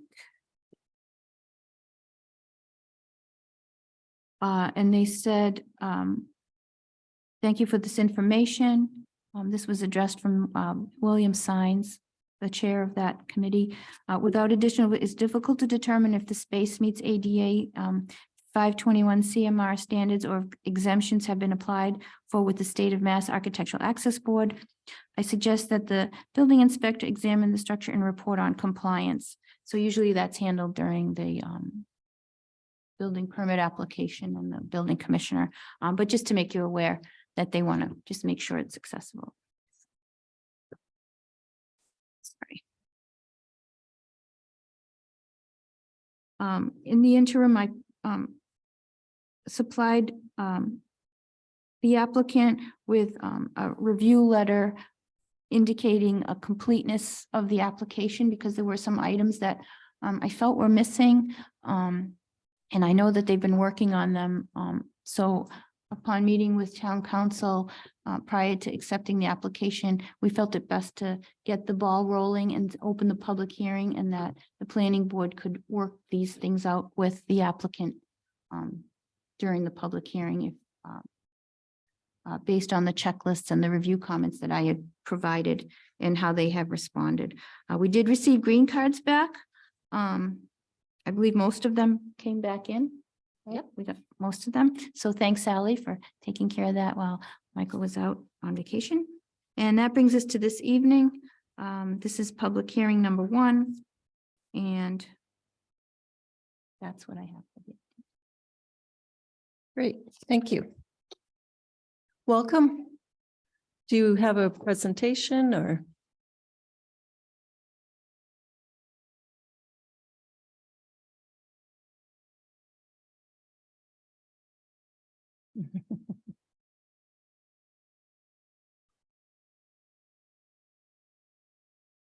Oh, I might also just mention while you're setting up that I did receive some feedback from conservation agent Melissa Danza indicating that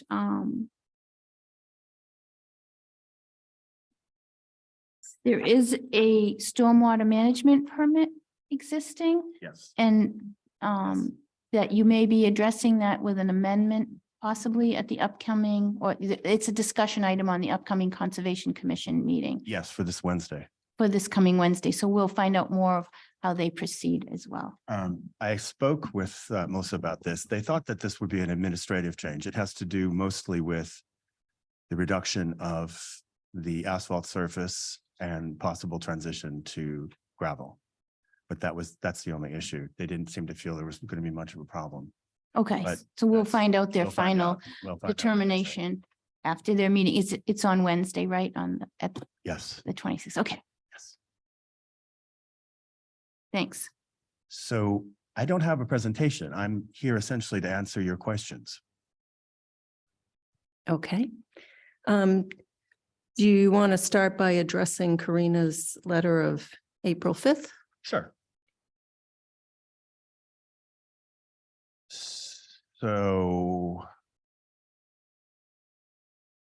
Karina, you want to talk about the letter our attorneys provided, or do you want me to do that? I'm sorry, it was such a crazy day today. So we also received a letter from, let me just call it up here. Hold on. Yeah.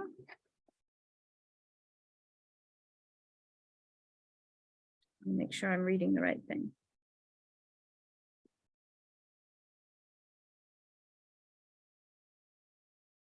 Here it is.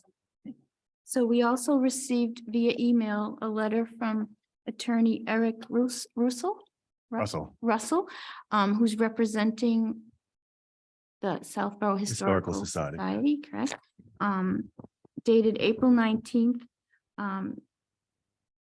regarding 40 to 42 Central Street, major site plan application proposed Bayville Village History and Arts Center.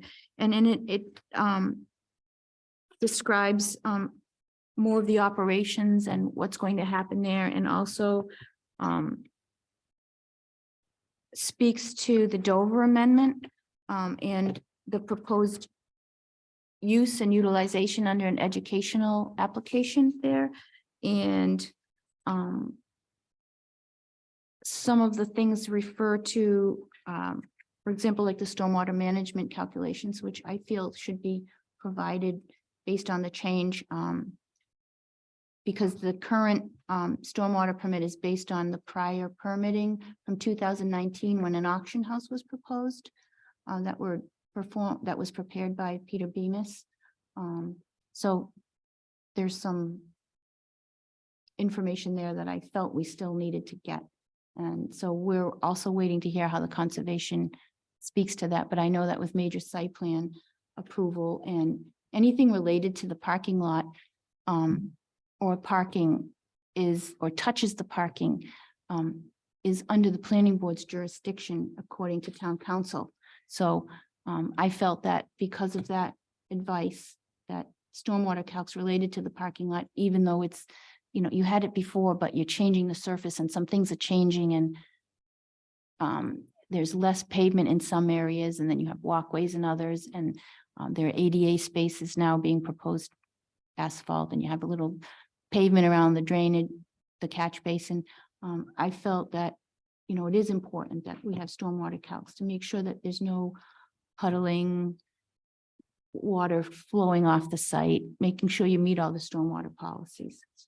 And again, you know, Mimi and I met with town council to discuss the planning board's jurisdiction under the Dover Amendment application, you know, if they're applying that to this project. And he was very, I don't know how to say it. He was very clear that anything, absolutely anything related to the parking that touches it, meaning stormwater, calcs, parking spaces, numbers, et cetera, anything related to that is jurisdictional.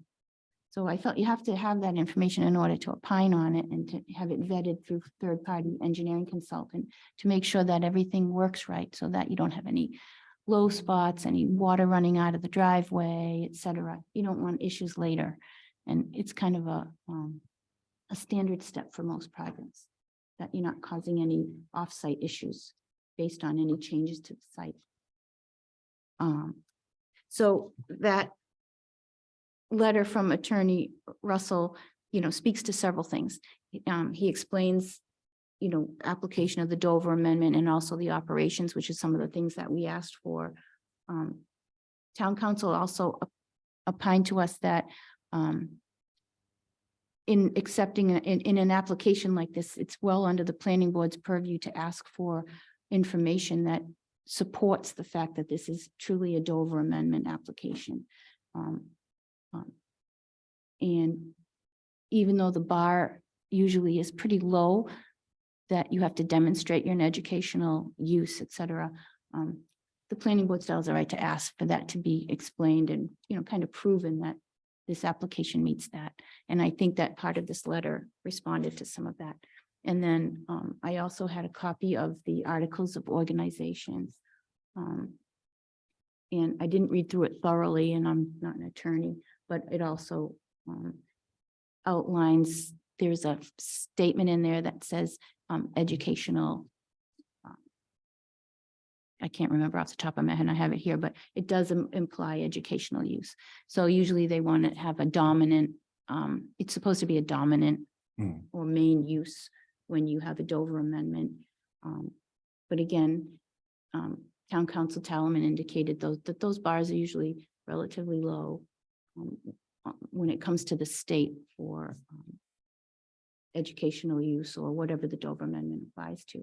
However, there is case law that discusses a whole range of how these projects end up and transpire, because they're so varied, you know what I mean? And whether it's a ball field or a parking lot or in addition to the building, case laws, so it's out there. So those are the types of things we have to rely on. Or the planning board has to, so. That's my long sentence, sorry. I'm trying to stop doing that. Okay. And maybe Michael, if you just explain the site a little bit and how maybe it's different from the last time they saw it, it will Surely. help them. Surely. Can you hear me? Yeah. Is that on? Yeah. I think it's on. It's just one of those microphones you have to be way down here to use. I'll just put up here. So essentially, this plan is exactly the same as what was proposed and approved back in 2019 under John Della Pascoli.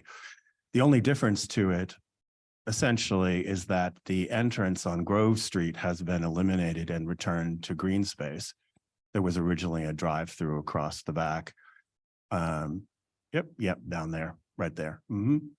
And the handicapped accessible area, which by the way was addressed and approved by the building commissioner. We've gone through huge expense to make this building ADA compliant, including a $200,000 elevator. So the handicap ramp and parking spaces are now in the rear of the building as opposed to stretching down along the side. The only other change is that the driveway cutout remains where it was, both for aesthetics and cost reasons. It for some reason had been moved closer to the building. I believe because Mr. Del Pascoli wanted to have a drivable access to the basement for art storage under the previous plan. So we, in order to save funds, and simply because it made sense aesthetically, left it there. We're also proposing a gravel parking space, which is what would be appropriate historically. We also think it's much more environmentally sensitive in terms of both groundwater runoff and usage. It's been gravel all this time. It has been, it's been gravel since the house there was, it used to be 2 lots. The house was demolished near the railroad tracks, probably in the 90s somewhere. So that's really it. The septic remains the same. The overall footage remains the same. The building remains the same. There's no new construction to the exterior. The front remains the same. The landscape is proposed simply to be grass. Again, because this building sat in an open field historically. And that's what it was made to look like. It has a very low, the shingling comes down relatively low to the base, which if you've passed by, you'll see has all rotted out. We found out this week that all the sills had to be replaced around the building. It's been a very interesting process. This building turns out was actually next to falling down. Very close. Termites. I mean, let's face it. If there's could be a problem with this building, it has had it. It had 3 feet of water in it the day after Christmas. I think Indoor swimming pool. Indoor swimming pool. Yeah. Yep. We could have had a whole auditorium for Southborough. There's major structural issues. The thing is bowed out on the sides. So it's requiring major, essentially the whole spine of it has to be replaced. Essentially, it's, this is an example of historic preservation, but from a planning perspective, that's what we're proposing. I just want to say for the record that we are appealing to you under the Dover Amendment, not to try to evade oversight of the planning board in particular. This is purely a cost-driven issue for us. Just to get to where we've gotten today, the previous engineer under Mr. Della Pascoli abandoned this project and did not wish to undertake it. So we had to re-engineer this site at our cost. We are close to $20,000 into this process already, which is half of what the windows in the entire building cost. So we are trying to eliminate costs where we can without compromising the aesthetics of the building, without compromising the historical nature of the building, and try to keep this as simple as possible. So this is why the attorney has argued that the stormwater calculations are not a reasonable demand under the Dover Amendment. There's two parts to Dover Amendment. One is the discretionary areas that it allows, but it also that ominous word reasonable, which has been the subject of infinite interpretation. There is an established legal precedent that reasonable implies financial obligations, that there has to be some reasonable nature to advance this and not put improper or onerous financial obligations on the proposing organization. To redo these stormwater calculations is another $8,000 to $10,000 expense for something that was just done previously for the previously approved project. So according to the attorney's perspective, that is not an acceptable demand under Dover, and he argues to you as to why that is. So I don't know. I understand I'm not an attorney, but that is their interpretation. So that's the overall project. We've delineated in Eric Russell's letter more about the hours of operation. What we're planning to do, by and large, is provide a home for the Historical Society, provide an arts and education space in conjunction with the Southborough Arts Council, who has been homeless essentially for the last number of years. We met with them and they're very excited about doing projects with us. And then upper space, which will be primarily display for our use on the second floor, but will be occasionally open for public rental and use for small functions. So that's it in a nutshell. Is that what you wanted me to say? I think it's a good start because we haven't seen this since 2019. You know, the planning board hasn't when they saw the prior permit. So it's good to get some orientation. Sure, thank you. Mr. Mills? Thank you. So from the plantings and everything, I mean, the last time we saw this, there were gonna be roses all over, all gone. Is that right? Yes, that's correct. Okay, and with the flagpole, is that, Well, historically, there was a flagpole on this building. And current plans do actually call for it to be restored. I believe they're in the architectural plans. We're not going to light it as it was, I think, part of the previous discussion, you know, for a long time about whether it could have uplighting or not. you're gonna leave the flag out all the time? Because I believe, We're not flying our flag. We're not going to fly the United States. We're going to fly the Historical Society flag. Okay. I think we've had enough flag problems in town. We're going to fly other flags. So it was a very ornate planting, which was the subject of a lot of discussion. The gem of this property is the building. Even in its reduced state, you can see what was intended. It was a barn-like structure sitting in a field.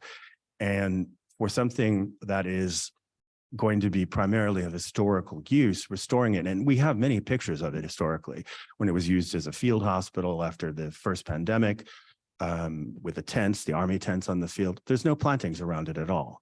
I mean, it would be appropriate to plant it if you wanted it to, but we don't want to. And besides which, we don't have the budget left over, simply because, again, with all these unexpected expenses of this, high groundwater, of the state of rot and problems with the structure of this building, we're already at our limit of what we can do. So we're fine to finish this, but we can't keep piling on additional expenses is the short answer. So for the water that's, you said at Christmas time was all in the basement, is that all being rediverted and? Yeah, that's under the current building and stormwater plans. Essentially what happened was they came in. It was quite a sight to see. They came in, essentially got access through the Grove Street, got a small excavator onto the old bulkhead, dug down into the basement about 6 feet, removed all of that soil, replaced it with $50,000 worth of gravel and a tile drainage system, which was articulated under the previous plan and approved by the Conservation Commission. So the glory of this now is the groundwater, which is very high here, surprisingly, because it's on a hill, but now actually flows by gravity down into this diversion area, down into the base, as was delineated by the plan. You can't see it here because, of course, this is pre-construction. But it's a marvel of engineering, and will keep the building going forever. But it was one of those things that had to be done on a cost basis because of the uncertainties of doing it and engineering it. So it was a very much an unanticipated expense to mitigate the water to the degree. I mean, who would have thought 3 feet of water in that building? Are you still doing the exterior in composite instead of real wood shingles, or is it real wood shingles? No, it's going to be actually shingles. And unlike in this picture where the asphalt comes down onto the gambrel, the shingling will be restored to its original appearance, which was both the vertical wall and the above, whatever we're the base of the gambrel there. So all you'll see on top of this is the slate-like asphalt shingles on the very top. And the flip side will have solar, which is almost unseen by anyone coming down the street because of the way the plantings and things are done. So it's just totally hidden, which should pay environmentally. This building should actually have a 0 carbon cost, is what it's intended to do. The trim on the windows, is it going to be real wood or is it Acetec? I don't know the answer to that. Most of it is actually real wood. The base stuff will definitely be composite, which is now the new historical standard for historical buildings. We used to call it AZAC, but there are now other brand names and composites, and we're definitely going down to that road because A, it's indistinguishable from wood, and B, we obviously have water and insect problems in this building. Thank you. I'll wait for what President O'Neill comes back with. Thank you. Thank you, Mr. Mills. Mr. Stein. This was approved previously under adaptive reuse, I believe. And there was really detailed plans and presentations about the exterior and how that fit into adaptive reuse. Are we going to delve into any of that? I do believe respectfully that is all exempted by the Dover Amendment. So the answer would be no, the short answer. Well, so this is just site plan because the use is allowed by right. It's not an adaptive reuse. Okay.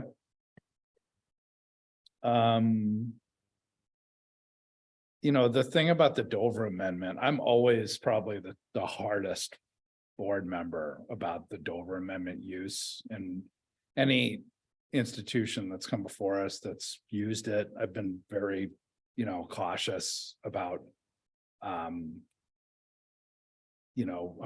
probably the most resistant, and in this case, this is, you guys are not a school. So the invoking of the Dover Amendment, to me personally, I feel is questionable. It would kind of open the door for all sorts of different proponents to come in and say, well, we're teaching classes. So therefore, the Dover Amendment. I think my concern. I do. And as someone who has advocated against this repeatedly at town meeting and constraints and pilot payments on this, Sitting on the other side of this table, I can tell you this is a very powerful thing. It essentially exempts the planning board from almost all considerations on these properties. Lighting, illumination, landscape, architecture, boom, gone. I think it's overly broad. I mean, here we're using it for cost purposes because you know, as the former chair of the Historical Commission, I think you can trust me to make sure this building is going to be historically appropriate. But I agree with you. But I will also say that this letter that was requested by town council determining our status as an educational institution and the appropriateness under Dover is pretty thorough. It's about 4 pages of citations of text. So again, I'm not an attorney, but that question was rightly raised by Karina and town council, and we, you know, paid a decent sum of money to answer it. And Yeah. no, I understand the position. I'm just not sure that I agree with that. That's- You know, morally, I don't necessarily know that I agree either, but the fact of the matter is that is the law in the books. And for us, and its invocation here is purely cost. Right. So I feel like, I mean, you and I can go back and forth all night. Let's just, Okay, we'll agree to Yeah. disagree. right. I feel like we're going down a very slippery slope here. And before, you know, we go further with the Dover Amendment discussion, I would highly recommend town council come attend and participate.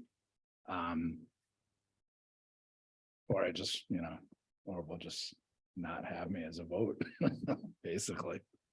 So Karina did request town council. It was approved by Mark Purple, and we have not heard from town council to do a workshop on Dover.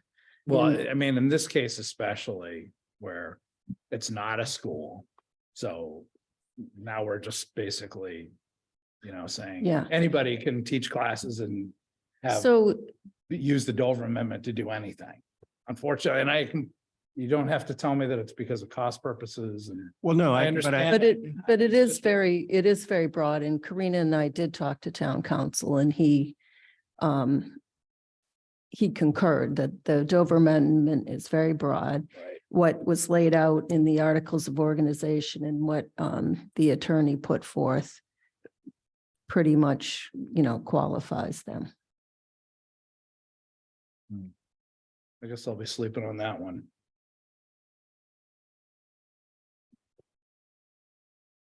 Anything else, Mr. Stein?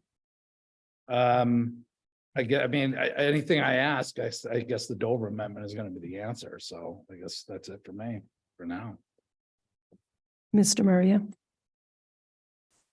Well, I'd love to talk about Dover, but I really want to ask you about the windows. Are the windows, the panes, original or old in the structure? Do you No, plan to try to keep them if they are? No, they're not. They're actually already gone out of the building. They were all vinyl replacement windows. As a matter of fact, this building lost its certification for the National Historical Register because the town put in replacement windows back in the day. So we have ordered almost $50,000 worth of not fully articulated panes, but the second to the top high end of Anderson windows. So they will have exteriors that are in exactly as you see, well, not exactly as you see here, because this has been altered from the original. There's these doors were inserted and the windows were inserted. So the architectural plans that we've published already and that you have will show that it will be restored to what we think is closer to the original appearance of this building. But they will be the best quality windows we can afford to put in that building, because essentially the 3 components of this building are its wide front entrance, its windows, and its shingles. I mean, architecturally, that's it. So we spent a lot of time on this issue, and a lot of our budget is going into this. Thanks. I just wanted to point out for the board, just to read that under the Articles of Organization, I think that we all got it, we all read it, and the very the purpose for which the corporation was formed is to study. That's it's the first two words, collect, preserve, goes on and on. Before I got your letter, by the way, from the attorney, I, try to do my own research on this stuff. And some of the things that I highlighted were that, education is a broad and comprehensive term. I think that your attorney said the same thing, and that that the it must be to qualify for Dover, it must be educationally significant, which, I think that's the thing we can talk about all day long. But that the educationally significant goal must be the primary or dominant purpose. And I read a bunch of different cases, and you can, kind of get lost in this. And the one I found really most interesting was Boston Symphony versus City of Boston. And so I think when you start reading some of this case law and you find out, like, trying to understand the boundaries of what is educational, and it could be an educational facility that opens up a nursing home and things like this, you start to realize, and I believe firmly that this falls into the Dover Amendment. And so I just want to let you know that I agree with town council. So that's nice. But I think we're talking about Dover Amendment here. I would also ask, though, that if you let us know along the way what you plan to do, where we don't have jurisdiction, but so, for example, if you're planning for dark sky lighting or something like that, that you could, just let us know. So even though that's not our jurisdiction under Dover, it would be interesting to know, are you planning to do something like that? Because I think as a planning board, these things have been put into place because this is the thing that we would like to see in some of our projects. So even though it's not required, will you be doing any of those things? Yeah, a question, please. So what is to stop a proponent from simply developing some aspect of their business or organization in, fashioning it as educational? So for example, the proponent who came in here with the car condos, they could teach classes on automobile history and They'd have to automobile. create a nonprofit. Let's say they did. And that was their strategy to essentially circumvent zoning and planning. If we go down this path, or if opening the door to, basically losing the entire purpose of the planning board, which is to look out for the town's interests for private enterprise usage. Well, we're not private. We're a public United States charity. So, and we were founded in 1965, the year, Excuse me, but you're not part, when I say public, I'm talking about the town of Southborough. well, in order You're not a part of the town of Southborough, right? No, certainly not. Okay. We are a private public charity. As all charities are, but I don't think your concern is really that valid, in a sense that in order to do this, you have to run a viable nonprofit. And there's no possible way to do this as a nonprofit and make it profitable enough to do this. Unless you see what I'm saying? It's not like there's no financial incentive to run a building like this. Our financial projections barely allow enough money to find staff. So I don't think that people are going to be breaking down the doors to do this kind of, first of all, funding a nonprofit, not the easiest thing in the world to do.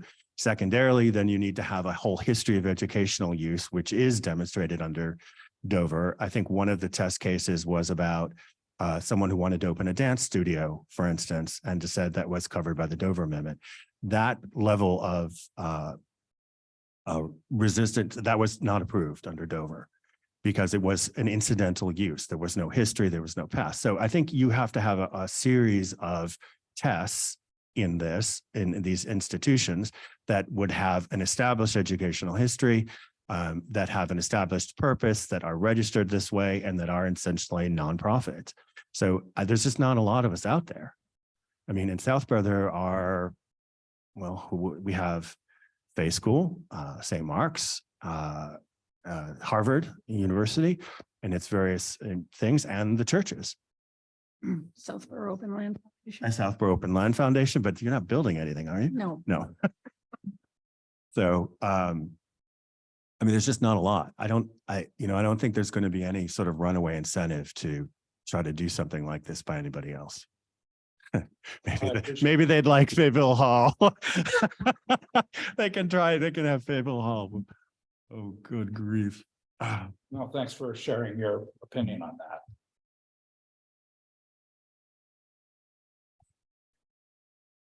I'm going to move past that and address some of the issues that were brought up by the town planner. So in our code under parking, it says that parking has to be paved unless the planning board determines that drainage, erosion, siltation, dust, and appearance will be satisfactorily controlled. How do we know that without any drainage, stormwater, any type of calculations? So there seems to be, and again, I am not an attorney, but in trying to figure this out, there seems to be a very gray area about when Dover talks about reasonable regulations for parking, the interpretation that has generally been given is things like spacage, usage, traffic, not necessarily surfaces, drain water. And if you look at the carve out, I mean, I think that would be helpful is to take a look. I believe I sent to you, Mimi, and Karina, the carve out that the town of Framingham uses for Dover and the planning board there. And Right, that's their regulations based on their site plan review, which has nothing to do with us. well, no, but I'm saying is that as a planning board, they have exempted all of those type of things and said that. So they're good not for valid. them. Well, I'm just saying, I mean, because- that's Framingham. And site plan is not part of the zoning act in Massachusetts, so it's unique to each town. Each town has their own site plan review. So whatever Framingham does with theirs and their regulations has nothing to do with Southborough. I just bring it up as an example. So the reason that this is in here is that the parking lot, as it was prior to the Historical Society taking over the building, had huge puddles and muddy, and we don't want that being dragged out onto the roads, and I think that is definitely within an interest of the town. Mimi, it wasn't a parking lot. It was just a construction site. I mean, they ripped down the house. They never actually installed any sort of the town. So, but how do we know what you're installing? There's nothing on the plans that it says gravel. There are now, I believe that was requested, and I believe it's on the plans that we just showed here. We've addressed all of the individual points that Karina asked for, and engineering things that were not labeled or were they labeled. We've addressed them. I have the revised plans here, but was instructed not to submit them yet because there may be additional things, and obviously producing these planning sets is not cheap. Okay. So that's why I asked you to address this letter when we started, so we don't have a duplication of effort here. So has that been addressed? Number 3? Let me find the letter.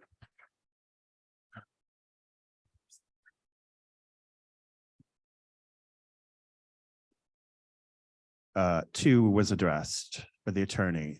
3 was addressed. Okay. 4 is subject of further discussion. Not to interrupt, I think we should just go a little slower on these items, not super slow, but like 3 is partially addressed. So I still think it warrants the stormwater calcs. As mentioned there, what was provided, and I appreciate what the engineer was trying to help you with, but what was provided initially was a letter, a one-page letter or so describing how the prior stormwater calculations applied to this, and the fact that since there was lesser impervious surfaces, that we should accept that calculation, and also because conservation had accepted that stormwater management as part of the stormwater management permit. But I feel that with the changes that are happening, and especially you describing how there's high groundwater there, right?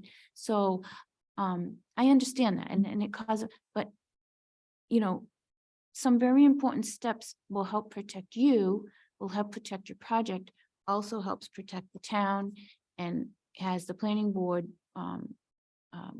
ability to vet a project like this. And one of the key things to site plan is stormwater management. And it's not that we want to make you do extra things. It's Except that there's already a stormwater management plan in place under conservation permit. And I think that's one of the things the attorney addresses. This is an active site for that purpose. And in fact, those improvements have all been made. And so, in terms of, what we're just talking about, what's left is essentially potential runoff from any paved surfaces or non-paved surfaces. And what we're proposing is impermeable because I think it's much more environmentally friendly. Frankly, I would hope that no one would prefer to see a gigantic asphalt lot there as No, but opposed to in gravel. fact, that when you have a more pervious surface, your resulting drainage retention or whatever was proposed with the paved surface could be dramatically less, which would require you to do less basin area, et cetera. So it's kind of a trade-off. And I think that because what you see was existing, you had grass and you had some paving, and then the prior permit, which, to the planning board is kind of null and void, there was a paved parking area, and that's what those stormwater calcs were based on, this paved parking area. You had paving around the building. Now you have grass proposed there with some walkways. So there's not a clear understanding of where it is. I don't think where it's really showing what the stormwater management is with what you're actually proposing to make sure that it works. It just seems to me common sense to think that, we're moving from an asphalt surface to a gravel surface is going to improve runoff. I mean, it's just, Yeah, you would I think, but there's also like, Gravel services change. well, grading and where is it going, and, yeah, but that's all, again, obviously this is way out of my ken, but this is already the subject of the Conservation Commission permit. This whole business of the stormwater yeah. has already been approved and is under a functioning permit. So what the attorney is arguing is that you do not have jurisdiction on this. We actually do, Michael, because in the site plan approval section of 174-10, right? Under major site plan, there's a list of the things that need to be shown on site plans. Yes, but under Dover, And I it don't think you doesn't- actually do. I'm sorry, I don't think you do.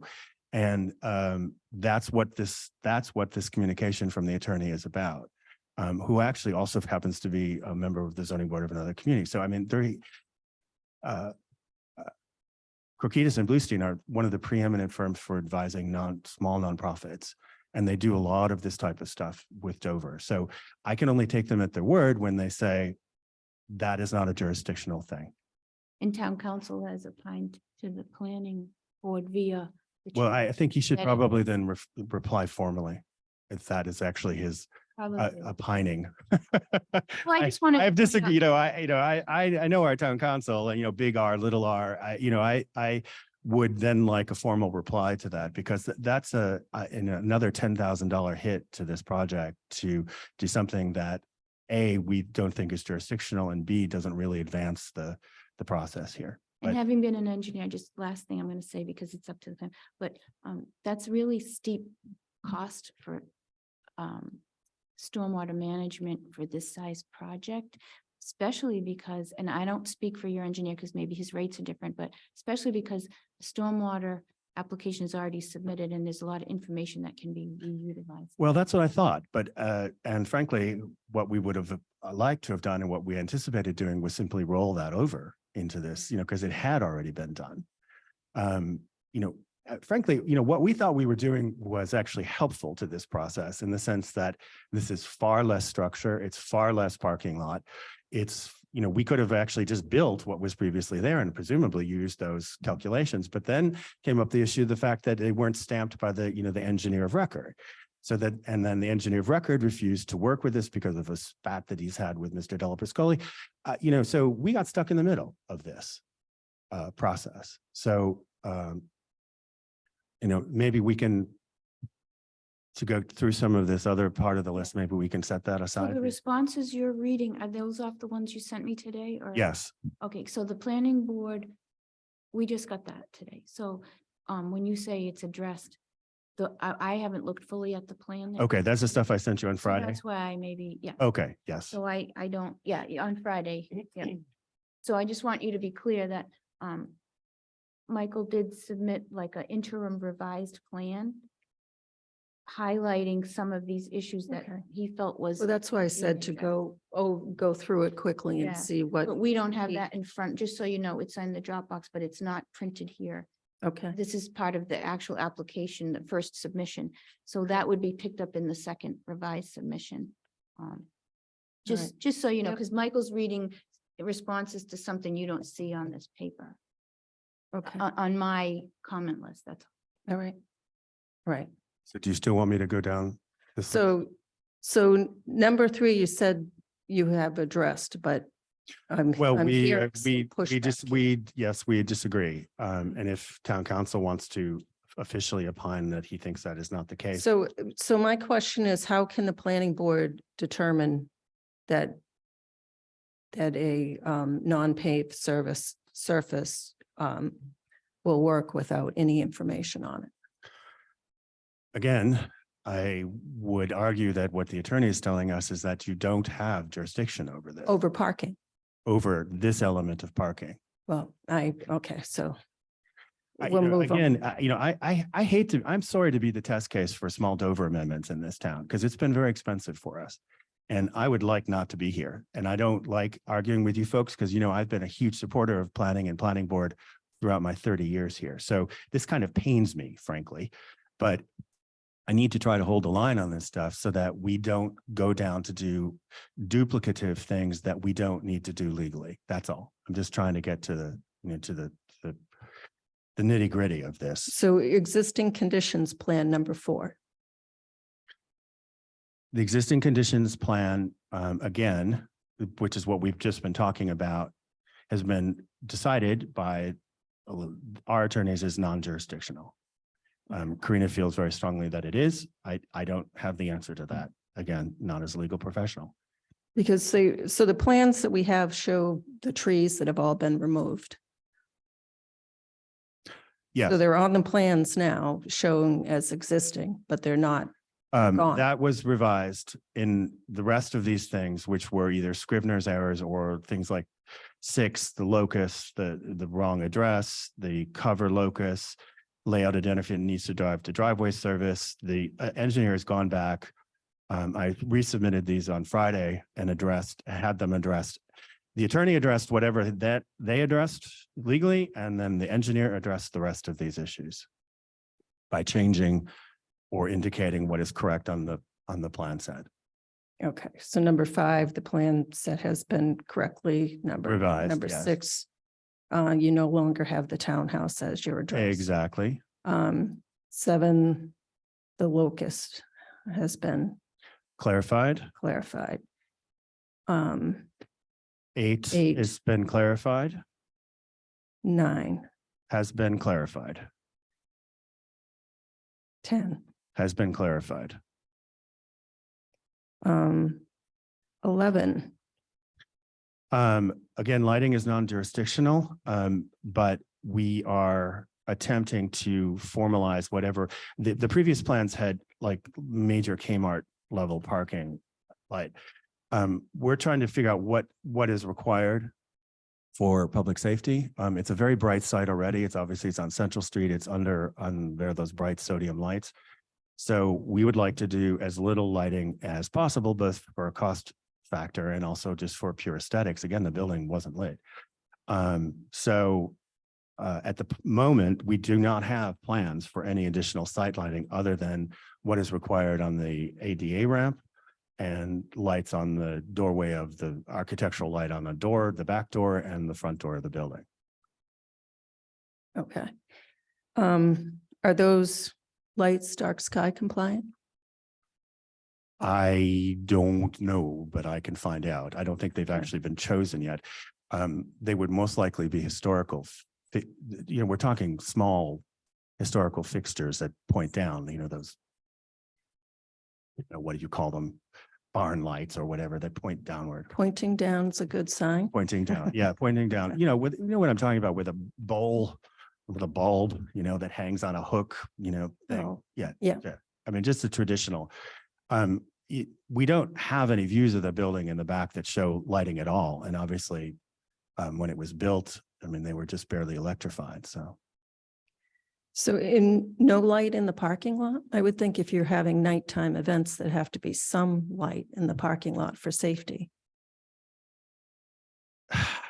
that is a question that we have not fully answered, simply because, again, it's on this brightly lit site with no intervening foliage, with no intervening anything to block whatever would be blocking the actual street light. So the question was whether or not, I think I need to talk again more to the engineer about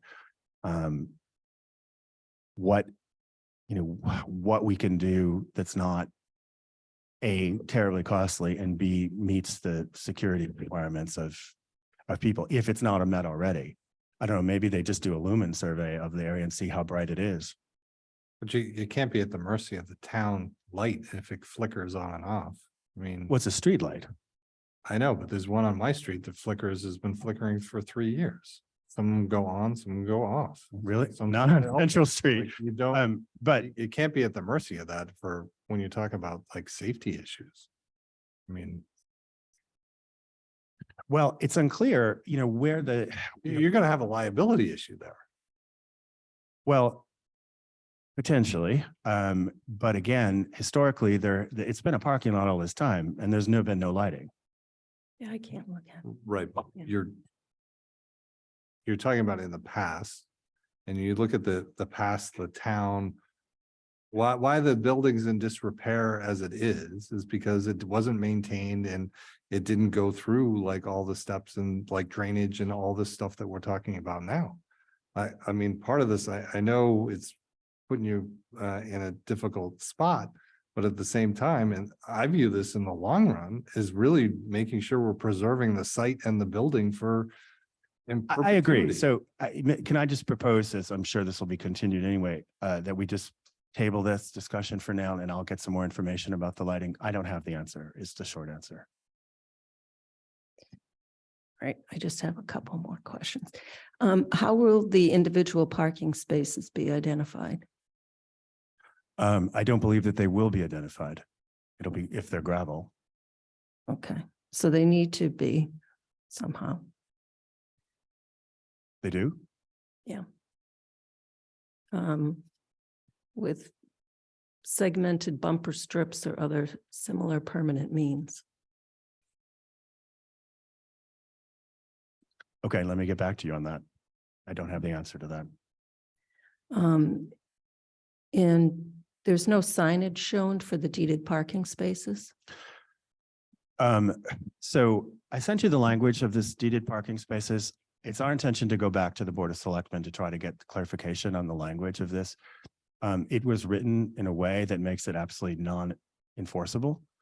It requires signage, but it doesn't say where. The spaces are assignable by us, but it doesn't say exactly, it says 8, but then another 4, and they could be used sometimes, and then they all can be closed, depending on uses of the building. So I spoke to Kathy Cook about this 3 or 4 months ago, and I brought up the fact, speaking what you're speaking of, Andrew, about liability. I said, this has been written in such a way that mandates public access to private property without any liability waiver.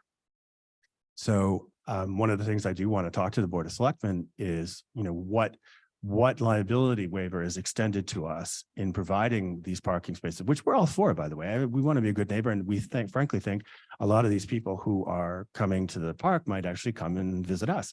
So we're all happy about this. But, you know, what happens if grandma falls down and is injured in this parking lot from using the park? And are we legally liable for that? So, but Michael, what's before us now is a deed that says there are 12 deeded parking spaces that have. to- Yes, and their location is at our discretion. Well, 12 or 8 abutting Central Street and 4 at your No, I don't believe discretion. there's any language for abutting Central Street at all. I think there's just 8 spaces and 4 additional spaces, 8 to be marked. I'd have to go back and look at the language, maybe, but it's very unclear. I do think this is something, I mean, we're all for providing these spaces. However, we need some further clarification from the town as to how they extend their insurance or liability coverage to us for public use of this space. Because otherwise it's a taking, essentially. Well, so there were 2 lots that were sold for $21,000, and that was one of the stipulations. Certainly, they could have been sold for a lot more on the open market. You know, I don't know anyone else who would have taken on this building, frankly. Well, no, they wouldn't take on the building, but just the land. Well, and again, I don't necessarily know that you could have done new perks on this land either. I mean, I don't know. That's all speculation. The fact of the matter is, we are not unopposed to doing these parking spaces. We just need further guarantees from the town that if someone, and my concern is mainly liability. Okay, so I completely understand, except for what's before us is what's in the deed now. If you're going to have some conversation with the select board to amend the deed, then that needs to come before us now, because this is what we have to deal with now. Well, I mean, in the meantime, you know, we can put up, it says something vague reference about marked spaces. I mean, they could be 8 little signs. I mean, you know, the fact of the matter is, we're not going to be there open to the public at this rate, I don't know, anywhere in 2023. So this is a moot issue for now, Right. because there's, Well, hopefully this site plan will be approved sometime in 2023. that would be lovely. So, As you know, our whole, and we have to deal with what we have. well, before again, us. again, though, one wonders whether this is jurisdictional for this business with a deed, but you know, putting that aside for the moment, also remember too, it is our incentive to try to get this out of the planning board as quickly as possible, because we are paying huge holding costs on this building. The insurance alone on a vacant site building like this is $1,000 a month. So, you know, it is our intention to do everything we possibly can to make all parties happy as fast as possible. That sounds like a good plan. I'll do my best. So there are landscaping requirements within parking, but you're not going to provide any trees. Not to my knowledge, no. Again, this is this gray area of what this parking, you know, what is the extension of parking jurisdiction under Dover? So according to our town council, it's anything that touches parking. And there are specific Yeah. parking landscaping I- requirements. I can only refer to what our council has said, that is not actually the case.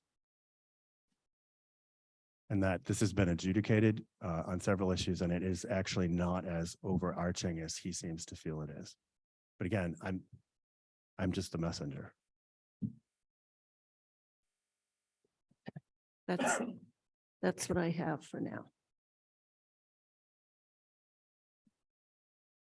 Anything else? I have one thing. I'm still trying to figure out the drainage calculation thing, and I'm actually on the fence.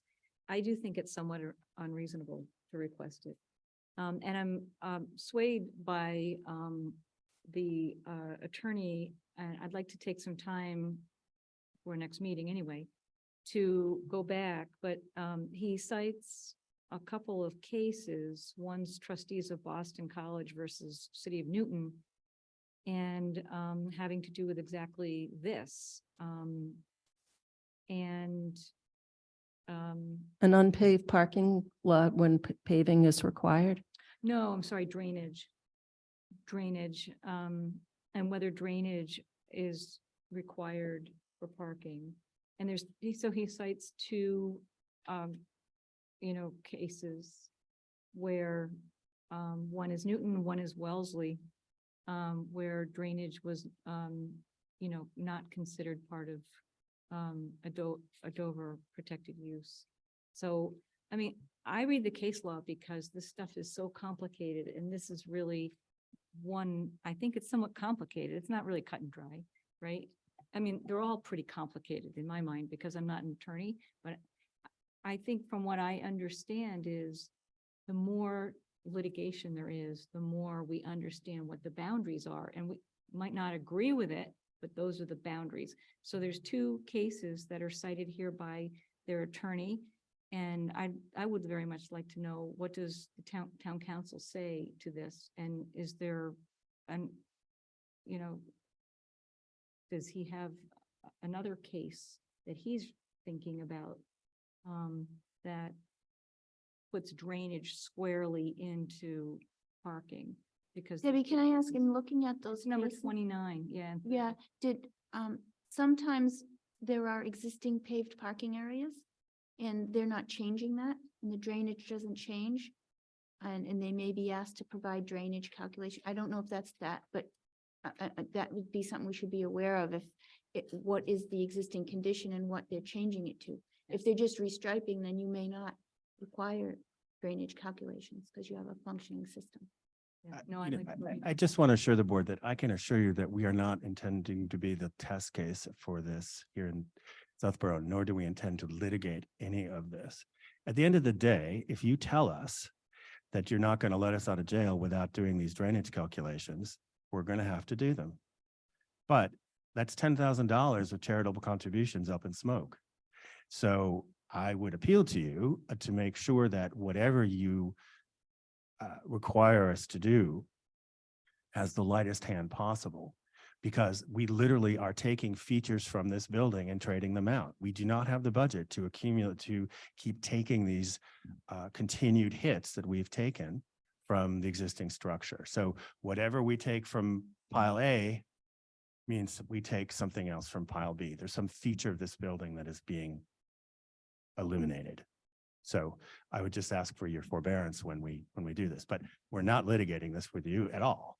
But I would like to get to the base of this, because when we first came, we were told we have to do all of this stuff. And as time has gone on, there's been a rollback as this has been more fully investigated, because this is a new something for Southborough. But that being said, we will do it in the end. I just, please don't make us spend $10,000 of charitable contributions if we don't have to.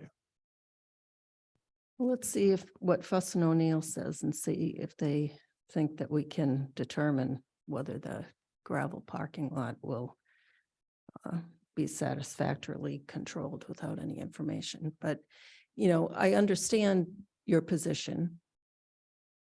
Our position is that we are elected by the residents of town to make sure that the zoning code, which was voted in by the legislative body, is adhered to in all projects in town. So we've got a balancing act to make sure that what you're proposing actually works.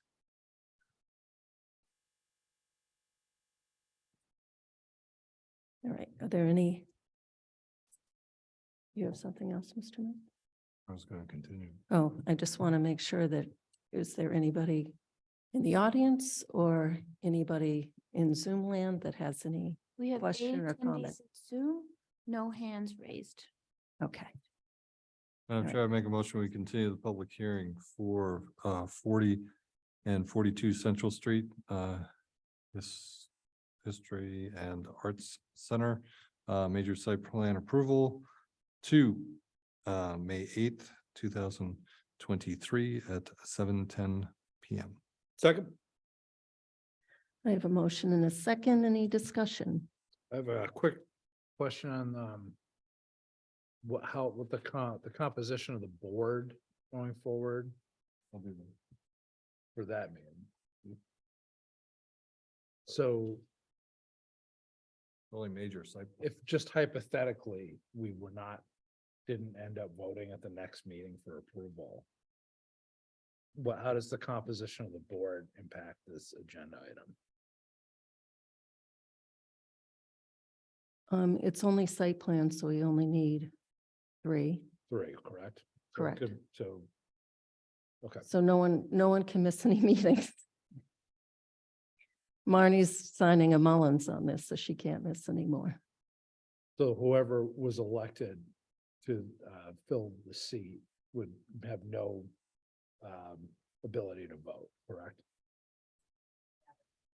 Right, best case scenario, we have now 4 members, Correct. one of whom is likely to file a Mullins. Yes. Okay, just wanted to put it all out there. Thank you. Any more questions? Latrell, yes? Mills, yes. Stein, yes? Miria, yes. Karina, this is the revised plan set. Would you like a copy of this? This is with the additions. Yeah, the Yeah. one that you sent. Yeah, this is the Just printed out version Yeah, of. that would be helpful, so I can Okay, look at yep. it too. Yeah, please. Thank you. Thank you, everyone. Good night. Thank you. Have a good night. Thanks, Michael. Thanks, Sally, too, for your help. Madam Chair. Oh, and Michael.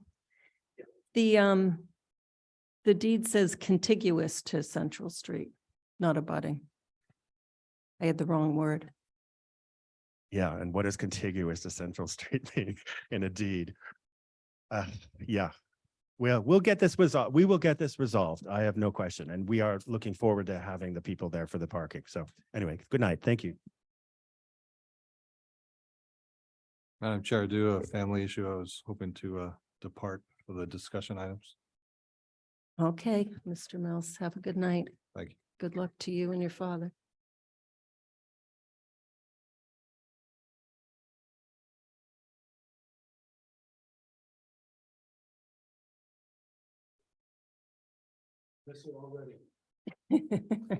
Next item on the agenda is Chestnut Meadow subdivision covenant extension bond reduction. Yes, and can you elevate George Connors as panelist? And I'm gonna pull the.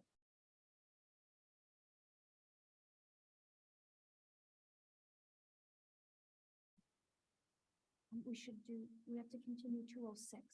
I think Andrew should still be, should I call him?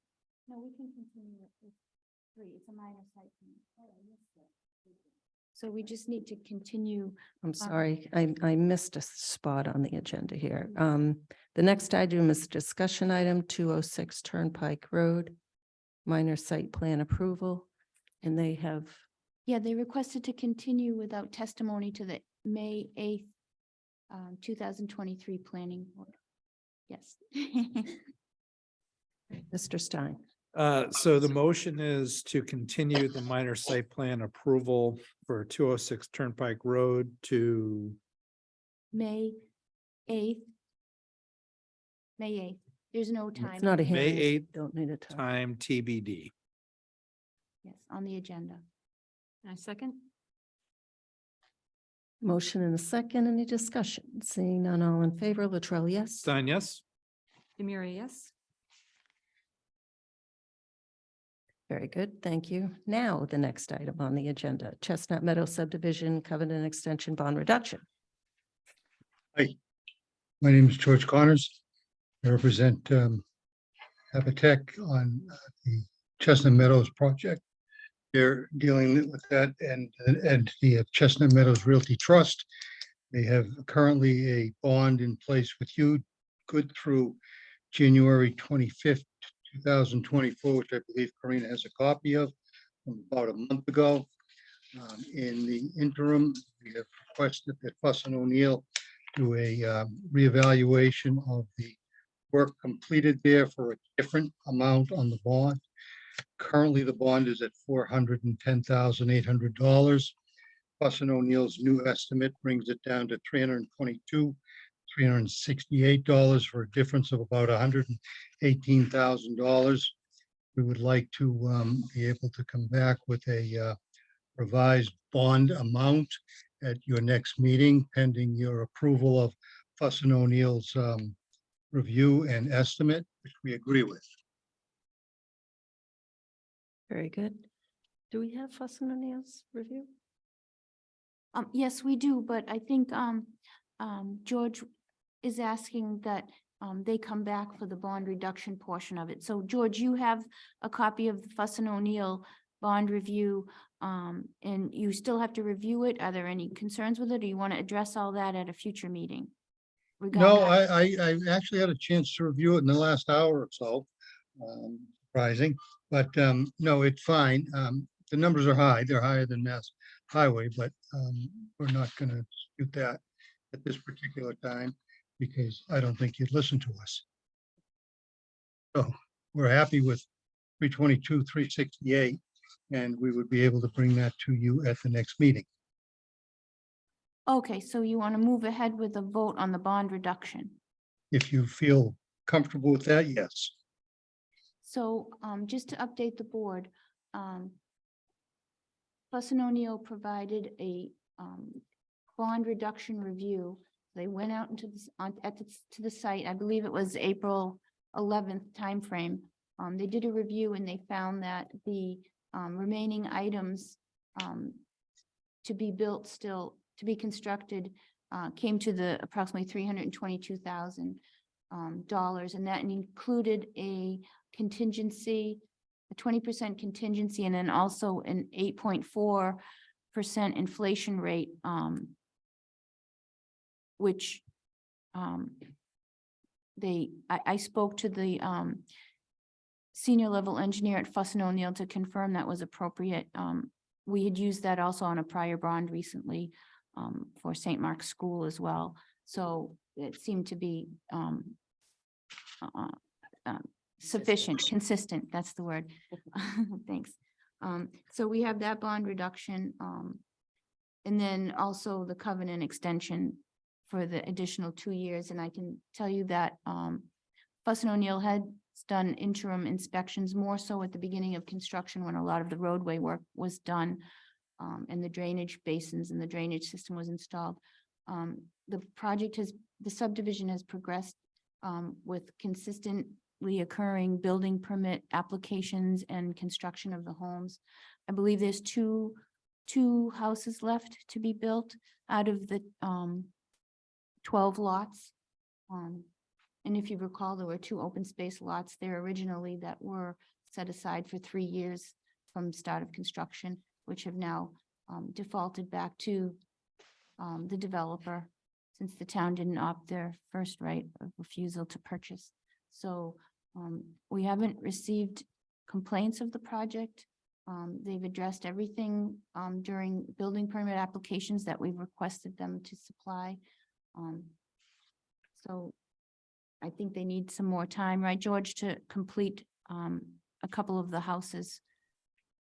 Correct, yes, we think those will be done for the the next year, 2024. And as you know, the bond is extended through that period of time, to January 2024. We Right, can and increase you- that at the appropriate time if we're not done. But we do feel this summer and fall that we'll be able to close it out. Then why are you asking for 2 years? That's your engineer's estimate on the 8.4%. Our bond confirmed through January 25th, 2024. So basically a little under a year. Your engineer has gone for 8.4% on their updated estimate for 2 years, so 16.8 total. Oh, That's George, kidding. also when George Gallagher sent his request letter for a Mhm. covenant extension, he did ask for a 2-year period, for an additional 2-year period in his request letter. Okay, I do not have that. Okay, But it was a If 2-sentence. you agree to that, I will get you an additional bond confirmation through 2025.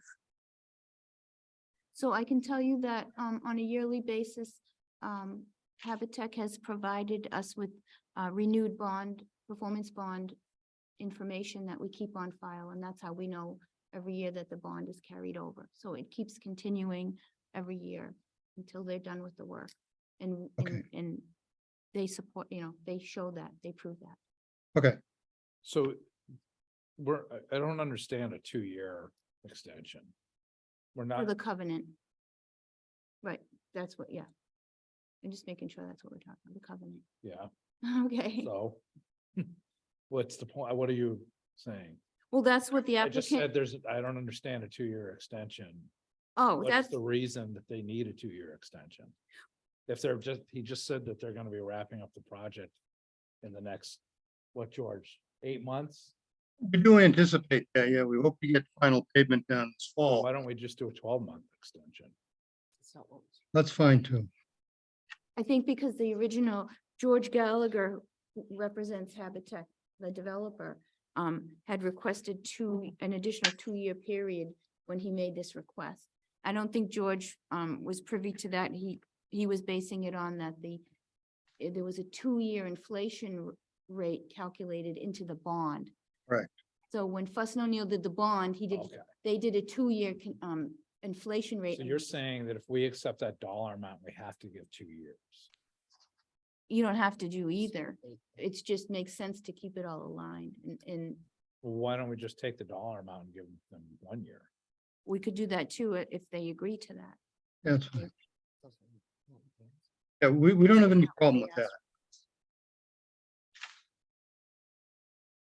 It's just not what was asked for in the letter. So if there's an agreement made between them and the planning board, the bond, we can just vote, you can vote and we'll adjust the bond to be 1 year of inflation rate. And it's easy enough to adjust because that's the end of the estimate. Correct. And we already have a total. We just have to change that 1 year at 8.4% instead of. Correct. And then George would speak for the applicant, for the owner, for the developer, that he agrees to that, and then you have that. You can go either way. Unless the- George The has, covenant is, at this particular point, where there's a bond in place, the covenant is of little value whatsoever as a legal matter. Covenant usually is that you do not construct houses until you get the road in place or partially in place and secured for the completion. Covenant really doesn't matter at this stage. But it's a procedural thing and we follow it so that all the paperwork is there. The issue is bond in place, and it is through January 24. And the value of the security, which we'd like to get reduced. And you've got a 2-year inflation on it, which is fine with us.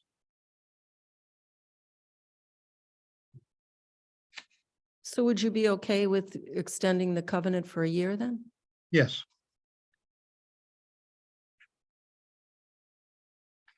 And just out of curiosity, George, why hasn't the project been completed? based on sales, I believe, and I think they're moving right along. It's kind of a moderately high-end project. I think it's something they pay a great deal of attention to detail. Okay. And as you may know, in Fuss and O'Neill's review of the work product out there in their estimate, they do say that it's generally a neat and tidy site. And there's very few little things that have been done that have work required, such as a few missing stones, a sign is missing, just minor stuff. A piece of damaged curbing, some overgrown vegetation. That's to be expected. And that's really why you don't final pave the road and see the site up before you start building house lots. And load equipment on the road and stuff like that. So it's the process.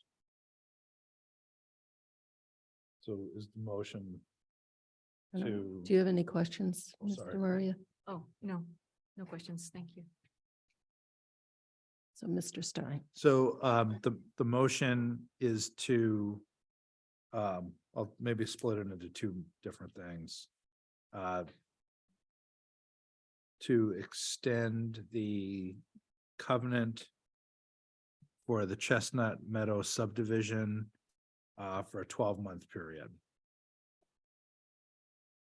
Second. Motion and a second. Any discussion? Seeing none, all in favor, Latrell, yes. Stein, yes? Demiria, yes. And the subsequent motion would be to approve the bond reduction to the Fuss and O'Neill suggested figure of $322,368 for the completion of Dairy Farm Lane. Is that the new calculated amount? It is. So could you just read that one more time? Three? Sure. 322, Mhm. 368. And that's the bottom line total, including 1 year inflation. That is the Oh. bottom line total, including a 2-year inflation. But we are going to use that figure Anyway, for this purpose. Yes. okay. Oh, I'm sorry. I was looking at the old bond. I was like, where did? Second. The motion and a second. Any discussion? Seeing none, all in favor, Latrell, yes. Stein, yes? Demiria, yes. Thank you. Thank you, George. Thank you, Good Mr. night. Barnes. Good night. Thank you. Bye. Next item, discussion, MBTA communities input outreach path forward. Oh, how do I keep missing stuff? Oh, Barn Hollow. Sorry. Discussion Barn Hollow subdivision release 2014 bond to town $5,000.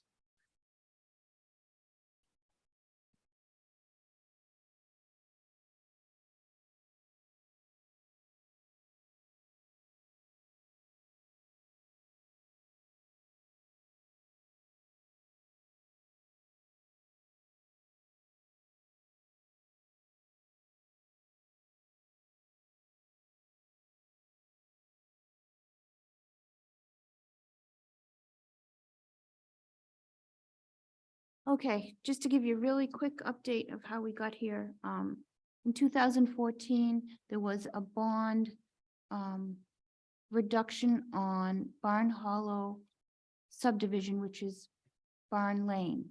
And the remaining bond of $5,000 was left in place. And in doing research in the old files, actually upon Brendan Holmes, Leslie Carey, who works for Brendan Holmes. She's the trustee of the Fisher Road Realty Trust, from which the bond was given for $5,000.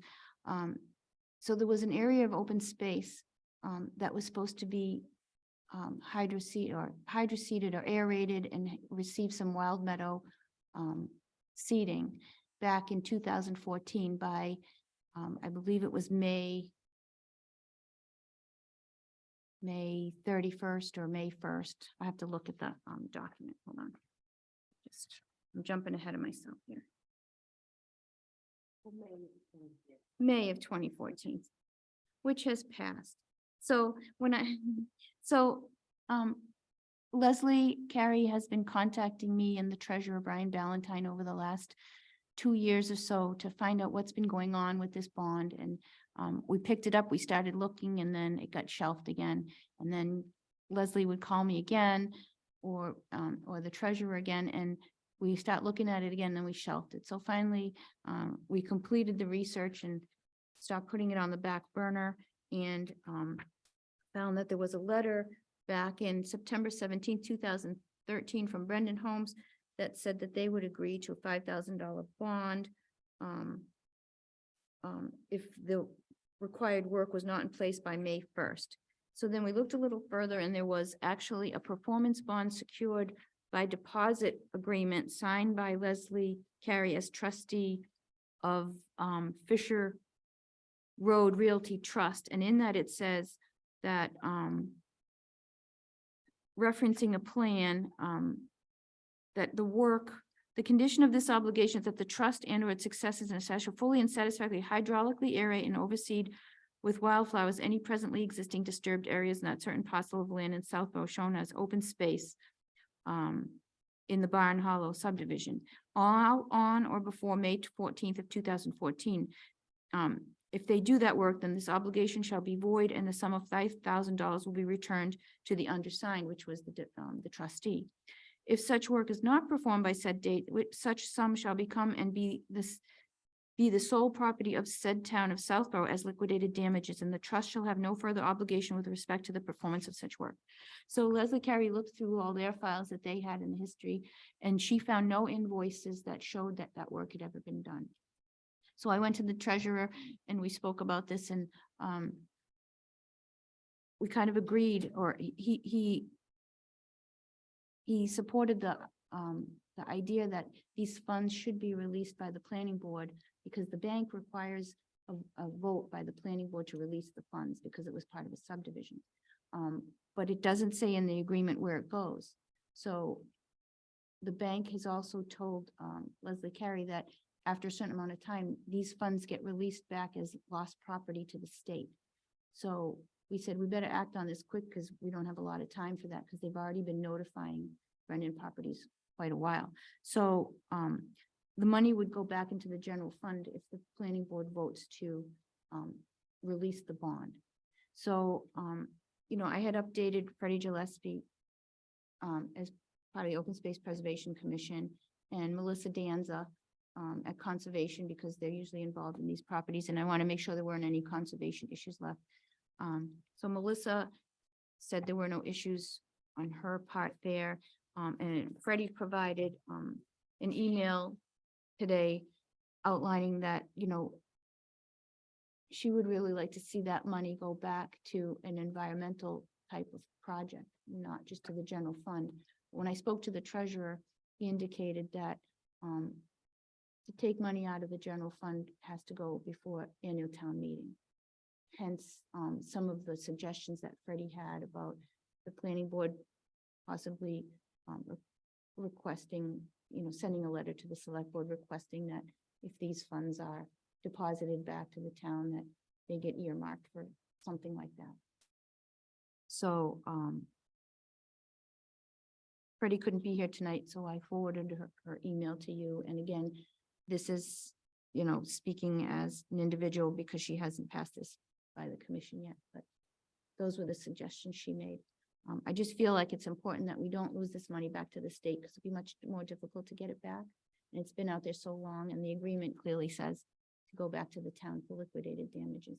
So if we get the money back, then we can resolve somehow an avenue of maybe getting that earmarked for something by, you know, through the treasurer and the select board. Sorry, one long sentence again. Thank you. Mr. Stein? Yeah, so I would just like to take the opportunity to thank Freddie Gillespie for her, you know, her consistency and her diligence and her thorough approach to all town matters. In this instance, I agree with our town planner and that action is warranted. But I certainly appreciate where Ms. Gillespie is coming from. And I hope that the money does eventually go to good use by the town. Mr. Murray? I have no comments. Okay. Yeah, so I see this like as a two-step. First step, the planning board can vote to release the funds back to the town. And then second step, not necessarily tonight, but think about what project we can utilize those funds, or perhaps ask that it be transferred into the tree maintenance fund, or As a town meeting. yeah.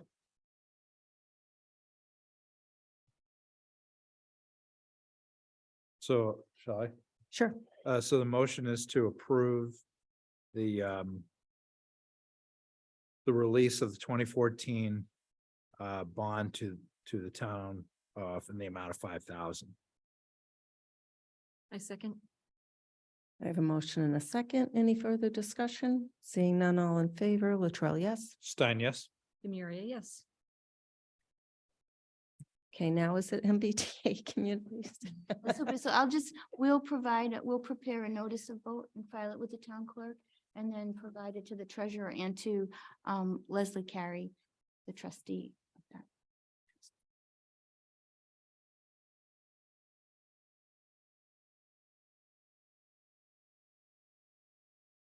I just wanted to, so we had the joint meeting with the select board, Shopsy, and a member of advisory. And there were a lot of good ideas, but that didn't really, there wasn't a singular route. And then Colleen and I attended a meeting put on by CHAPA, which was one of our grants for public outreach. And they recommend that you start with public outreach, like first education, what this statute is and what it means for Southborough, just so everybody is aware of this and understands it. And then do charrettes or something to try and get some input to see where people in town are thinking about where these districts could go. And then move from there, and not to make any decisions before you've done your public outreach. So I was thinking perhaps in May, do a couple of the, forums for just educational, what this is and what it means to Southborough, and then not do anything in the summer because no one's around. And then in the fall, maybe pick up and try and get some public input on what people are thinking. So from a time frame perspective, timeline perspective, we would be thinking about when the public hearings would have to start in order for our annual town meeting. And wouldn't that be about November? December, maybe at the latest?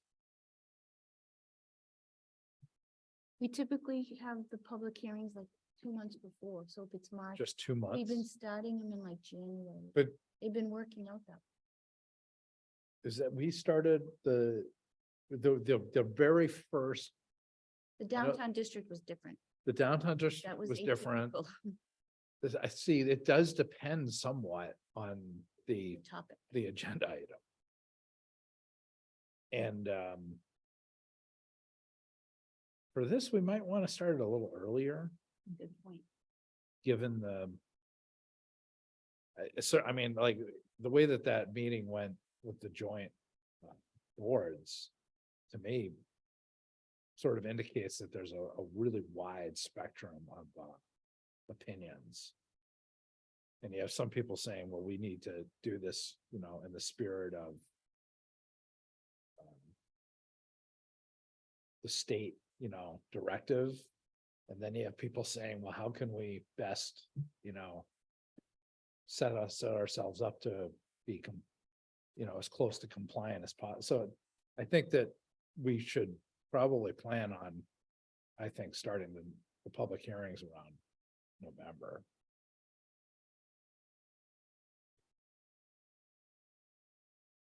So more aggressive schedule. I would suggest doing the outreach and kind of deciding that during it, Right. just because you don't necessarily, when you have the public hearing, you want to have it pretty much together. Yes, changes can be made, but the more input we get, the better.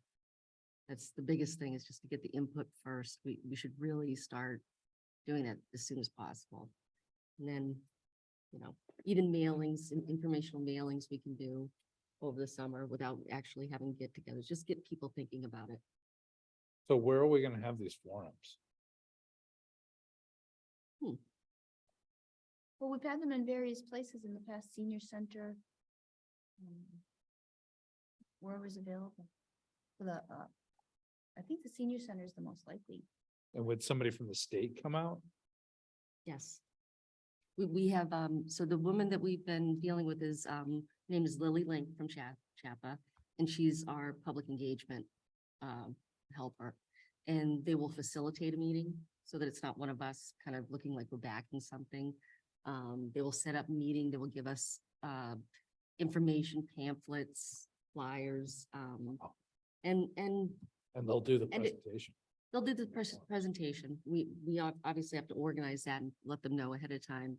But they have these presentations out there. And, they can give us the supplies and the information to get it out there. We just need to start seeing what this community has to say. Yeah. So they do more than the cohorts. Oh, yeah. Those are just the regional gather meetings so that everybody gets to hear what everyone's It's doing. exactly. Okay. How many will they do? There's nothing in writing. It just said that they will help our engagement. Also, there was a list of different ways, and in-person was one of them. Facilitating a meeting was another. Information sessions. So it just like, it would seem that there's gonna be a number of municipalities, majority of the municipalities are gonna be going through this process all at the same time. 175. So the resources of the state, I mean, they're not infinite, right? To facilitate these types of meetings. Well, she has about, I think it's about 14 communities that we had in the cohort. Oh, okay. So she's assigned to 14 towns? Well, she's got other cohorts too. So the 14 communities meet once a month. And then she's got other ones that meet once a month, but she has one each week. But she also has help. She's not, doing this alone. So we just have to sort of figure out what we want to do, and we'll figure out how she can help us do it. So maybe we need to roll through the summer.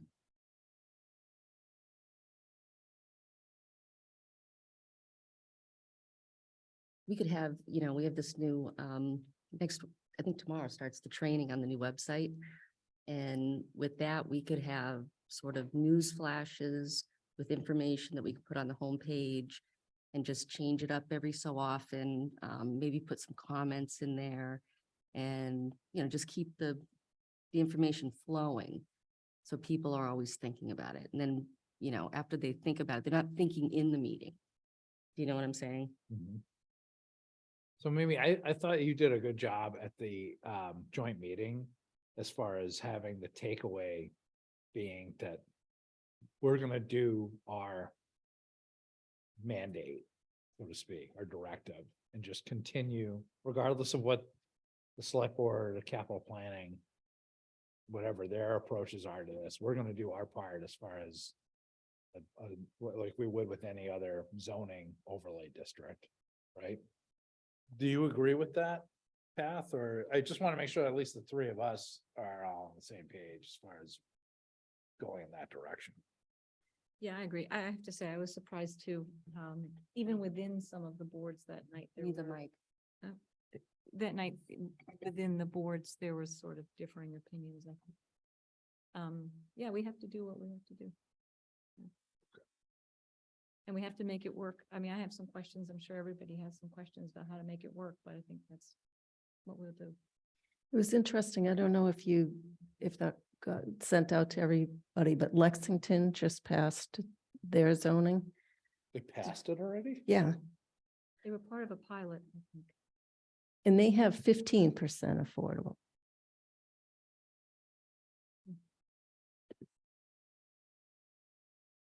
It would be interesting to see, do we have access to the district that they did? Yeah, actually, yes, because Yeah. Vanessa sent out Vanessa sent the, us the whole Warren article. I think I forwarded, look in your email. You did? I did. Oh. I sent it. it's funny It in was the probably Warren buried in a article, Bunch of information. the Warren article says 15% affordable requirement unless the state won't let us Says- do says 15 no. than 10. But I guess it said in the article that the state approved the Would it 15. be inappropriate for us to put that map in our packet, in our like Dropbox? Going, I'd just be curious to see, I mean, I'm familiar with Lexington. I'm curious to see what they did for a I map. think the email's in there. Let me look. Yeah, they did a bunch of little ones. And a ton of outreach. Yeah, they did all the charrettes and they went blazing fast. Okay. I'll find it. Okay.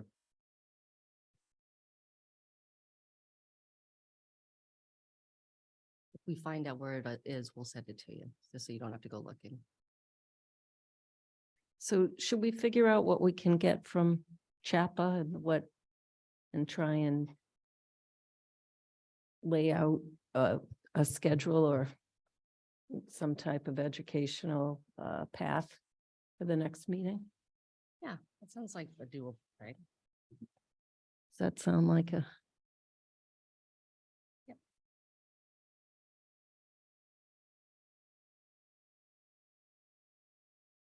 And not to, I don't want to leave anybody out, but David Perry had also provided comments on the MBTA communities. I believe I forwarded you that information. Yeah. And I heard from Andrew Pfaff contacted me to say he was working on a draft bylaw and he was going to do the compliance model. So I invited him to come tonight and share his ideas, but I don't see him.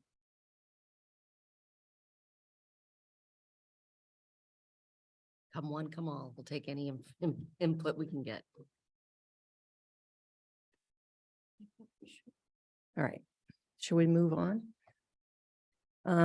Draft tree policy is the next item on the agenda.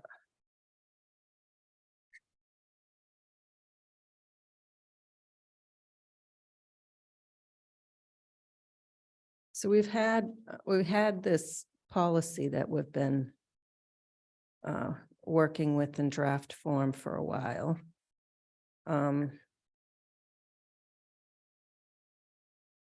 And I recently for this version, I added the utilities that we had negotiated with National Grid when they were here and prohibited activities. Just a couple things from the bylaw for clarity. In the hope being that we can get agreement by this board prior to the May 2nd consolidated hearing with the select board and hopefully ask the select board to adopt the policy. Since we don't have a bylaw, at least we'll have something. And I know, Debbie, you had a lot of comments on the policy, and I wanted, there was some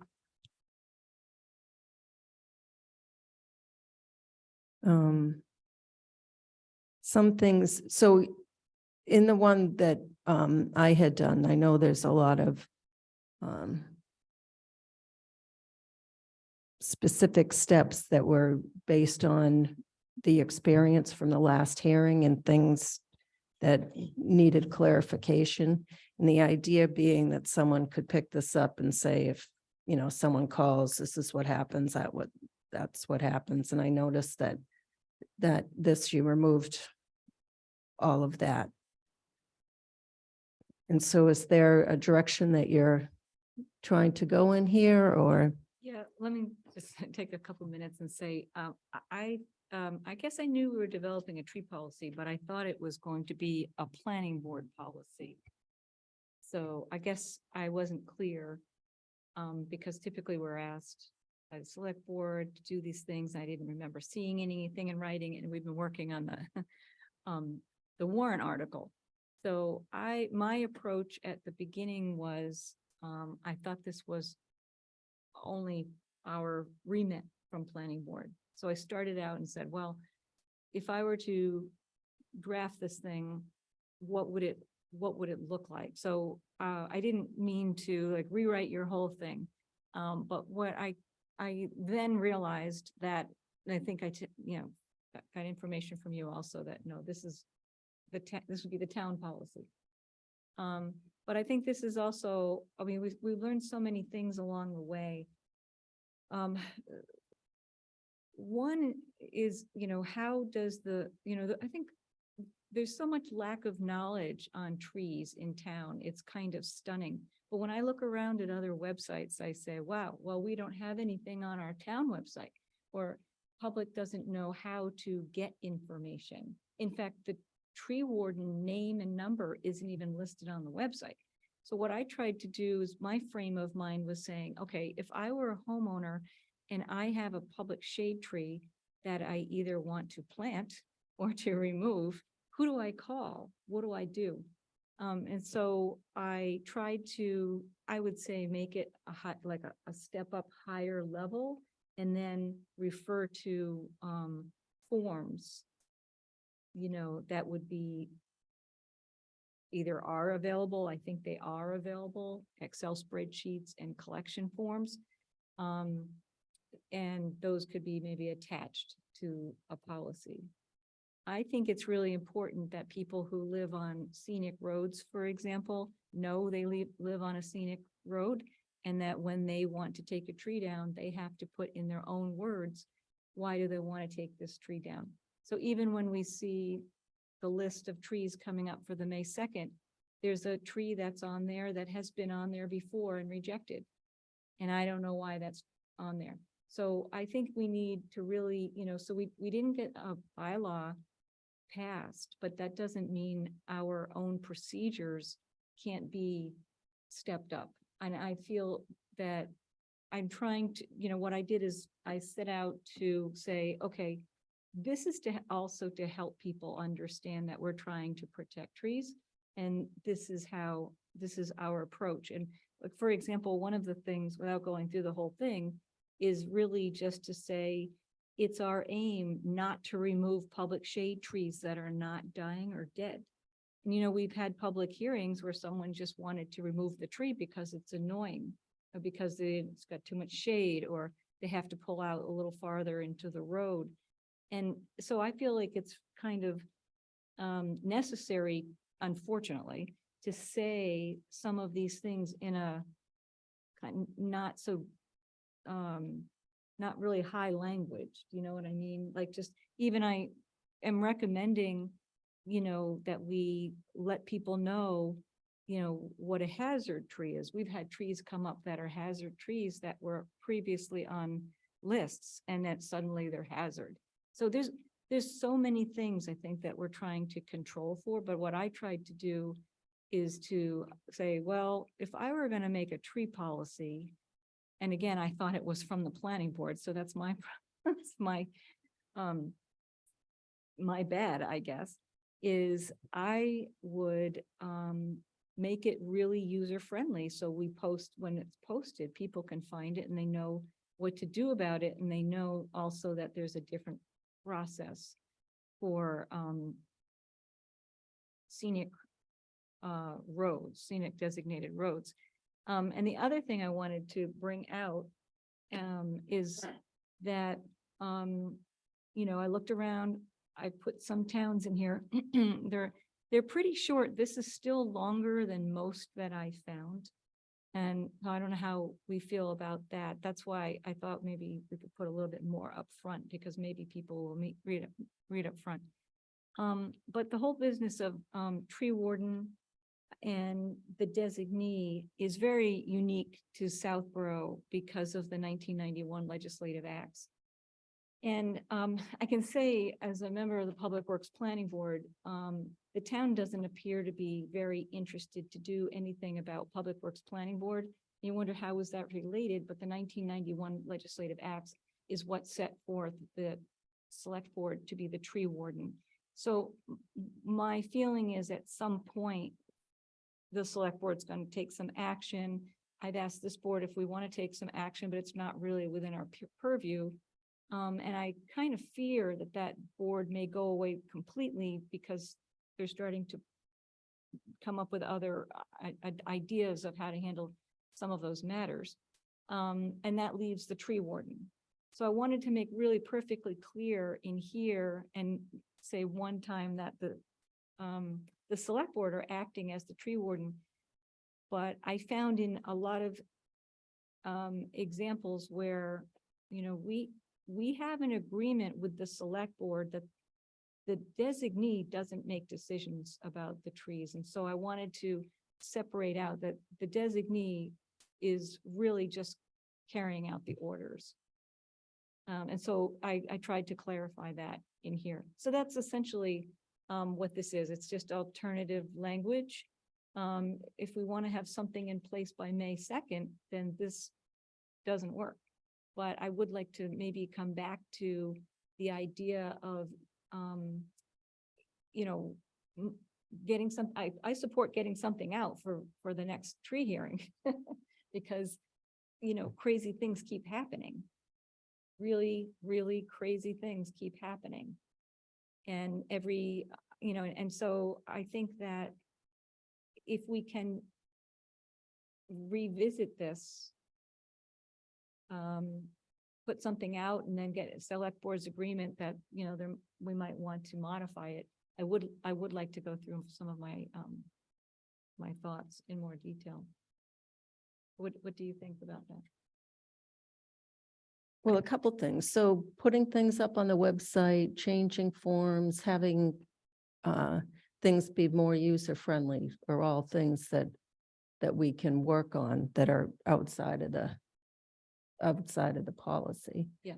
The policy, you know, the selectmen have had this for a while. I worked on this with Lisa, so I have buy-in at least from one of the select board. And it's very specific to Southborough based on the experience in the last hearing and things that didn't go that well to try and correct and make very clear what the process is. So this is for, you know, the select board to follow, not necessarily for residents. Well, can we do something on our own for residents, especially for scenic roads? Some sort of- Absolutely, yeah. Could that be a policy? A scenic road, I mean, Or just a informational sheet or, so the select board's the tree warden, so they adopt the policy. if they weren't the tree warden, it still would have to go to the select board or it gets done? No, by- it would go to the tree warden. Whoever the tree warden is, they Okay. adopt the policy. So if we,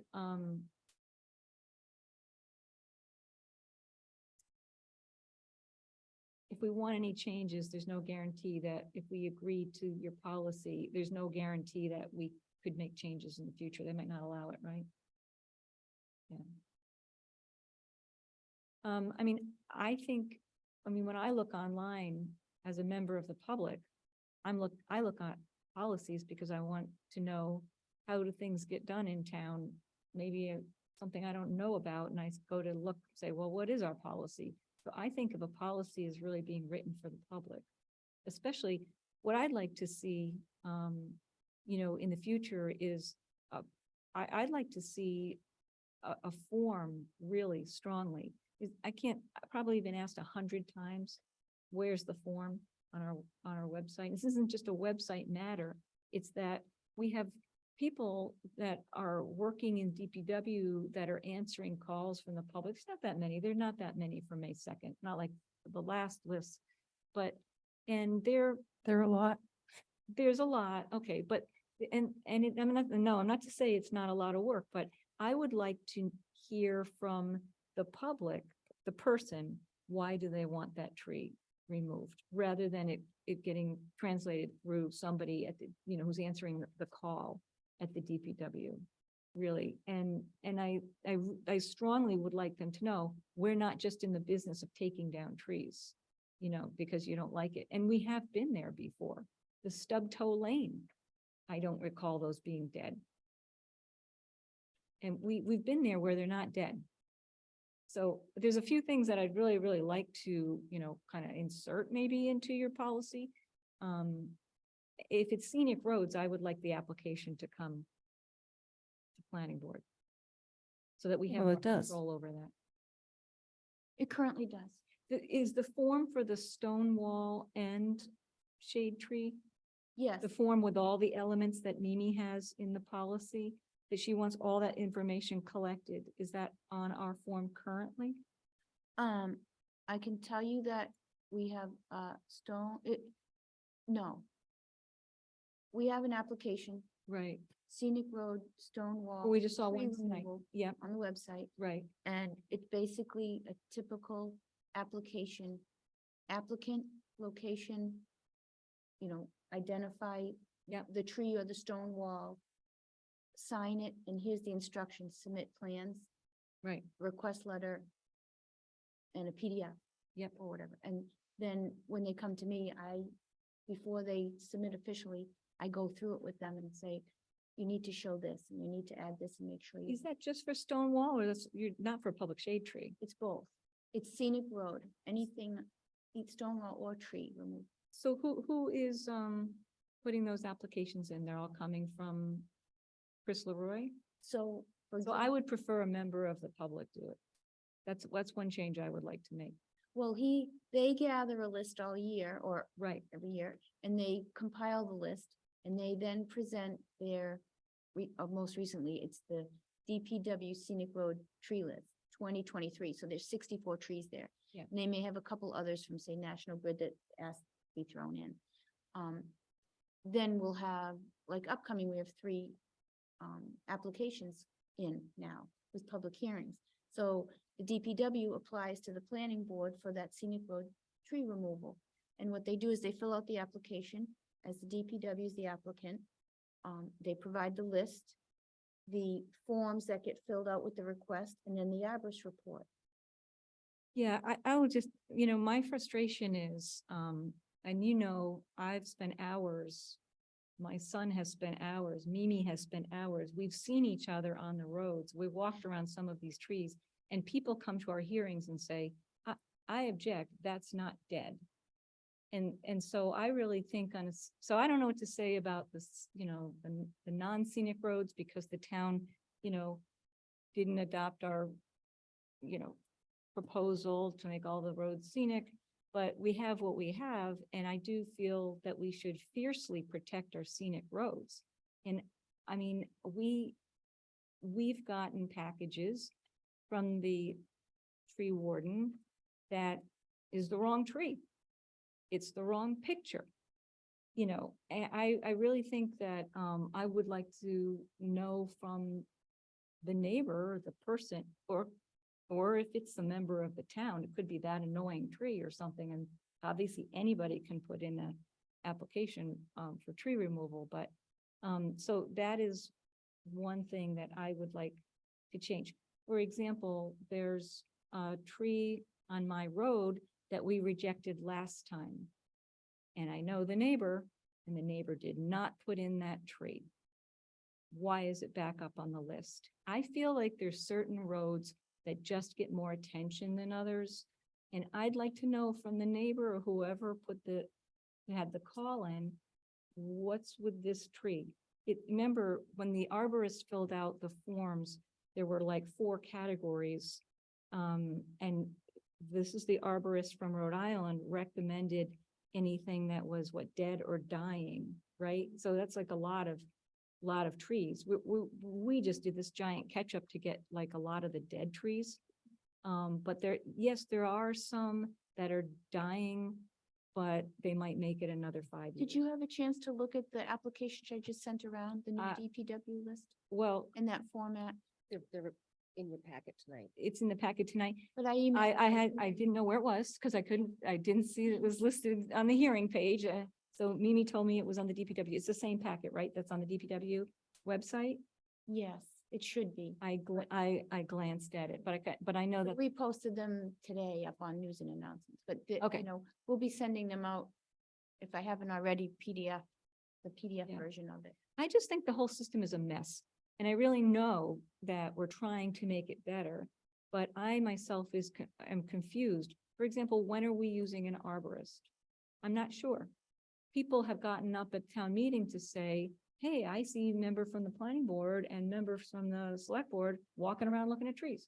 So an arborist views all the trees. He viewed all the ones that are on the Okay. current So it's list. not just. And he scenic roads. did the one before, the hearing before too. Okay. Not the dead trees, but all the other ones. Okay, good. good, good. And it has gotten better. I mean, as Chris Leroy is working on this, he's super diligent and he's like this newer application, the newer applications that he submitted, it appears much clearer, but I do understand like there's a tree that's coming back in its own application. Why? I want to know. So we why. catch some, those are obvious when you meet. And it's on a scenic road.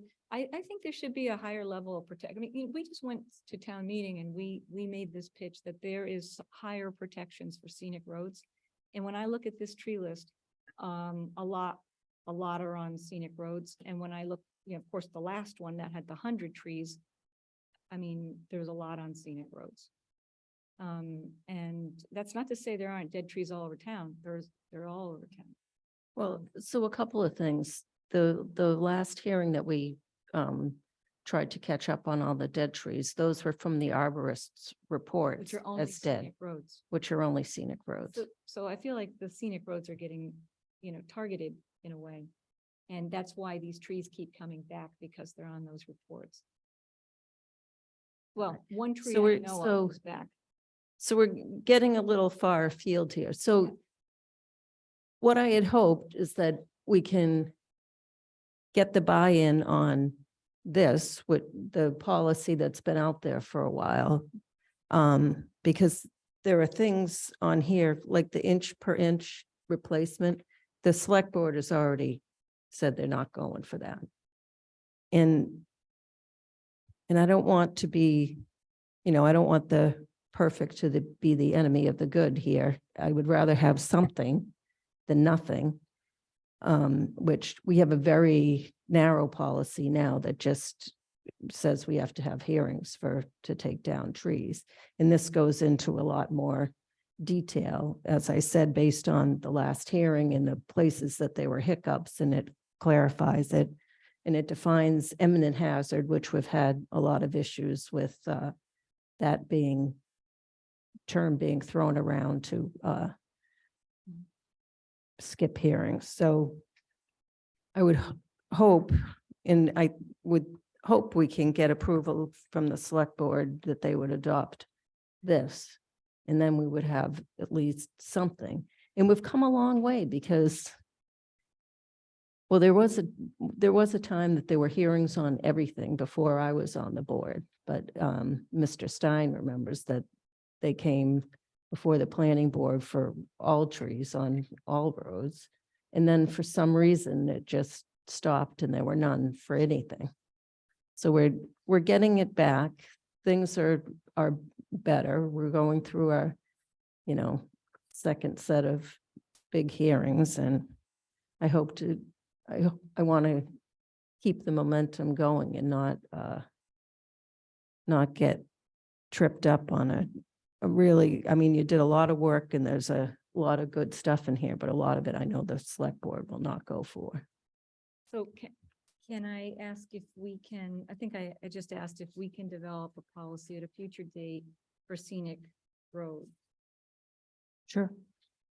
And that would be because scenic roads are joint hearings with the select board, then the select board would need to approve of it, or would it be a planning board only policy? I just make sure I understand. Well, so scenic would be a planning board only policy, but it would have to, it couldn't conflict with what the select board is doing. So the select board policy is under chapter 87. But because it's scenic, it requires consolidated with the tree warning. So they are involved in. Right, I'm just making sure I understand. It's our policy. So in any event, if it's this policy or another policy, we would of course have to have the select board involved because they're the tree warden. They're part of that vote So, when it's consolidated. I mean, what, I guess I would like to know, if we're at all, I mean, this has evolved greatly, like you say, in the last, year or so. I guess it's a couple years now, probably, since I've been watching it anyway. But I really think we have still more to do. And so, I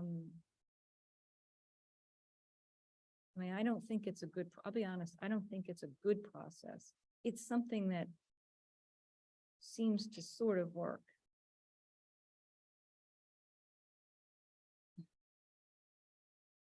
And I don't know what to do. Well, there's so many people involved.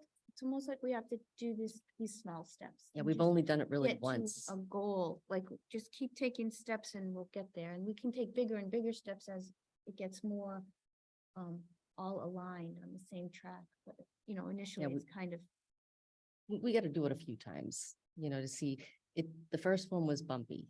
This one was much smoother. And do we need a policy for May 2nd? Can we take some time and work out some of my ideas? If the board is interested in that. well, I think you have a current draft, right? That you want to go forward with right now to take this first step. Well, I'm And okay then you with can that always as long keep as, working towards it as we keep going. I mean, so would the board be willing to go back and say, okay, we've got something in place, but we're going to revisit it?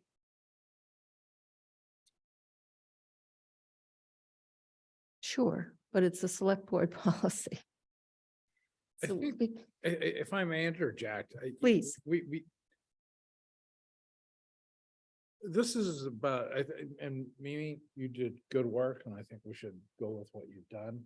And up to that point, but not beyond it, we're not in the realm of overreach. Which this board and this department have enough on its plate. I think that, town meeting spoke volumes to me about what the will of the town is. And I think that we've come to as far as we're, at me as a voting member would want to go with this stuff, so. I think that we should just move forward with what you've done.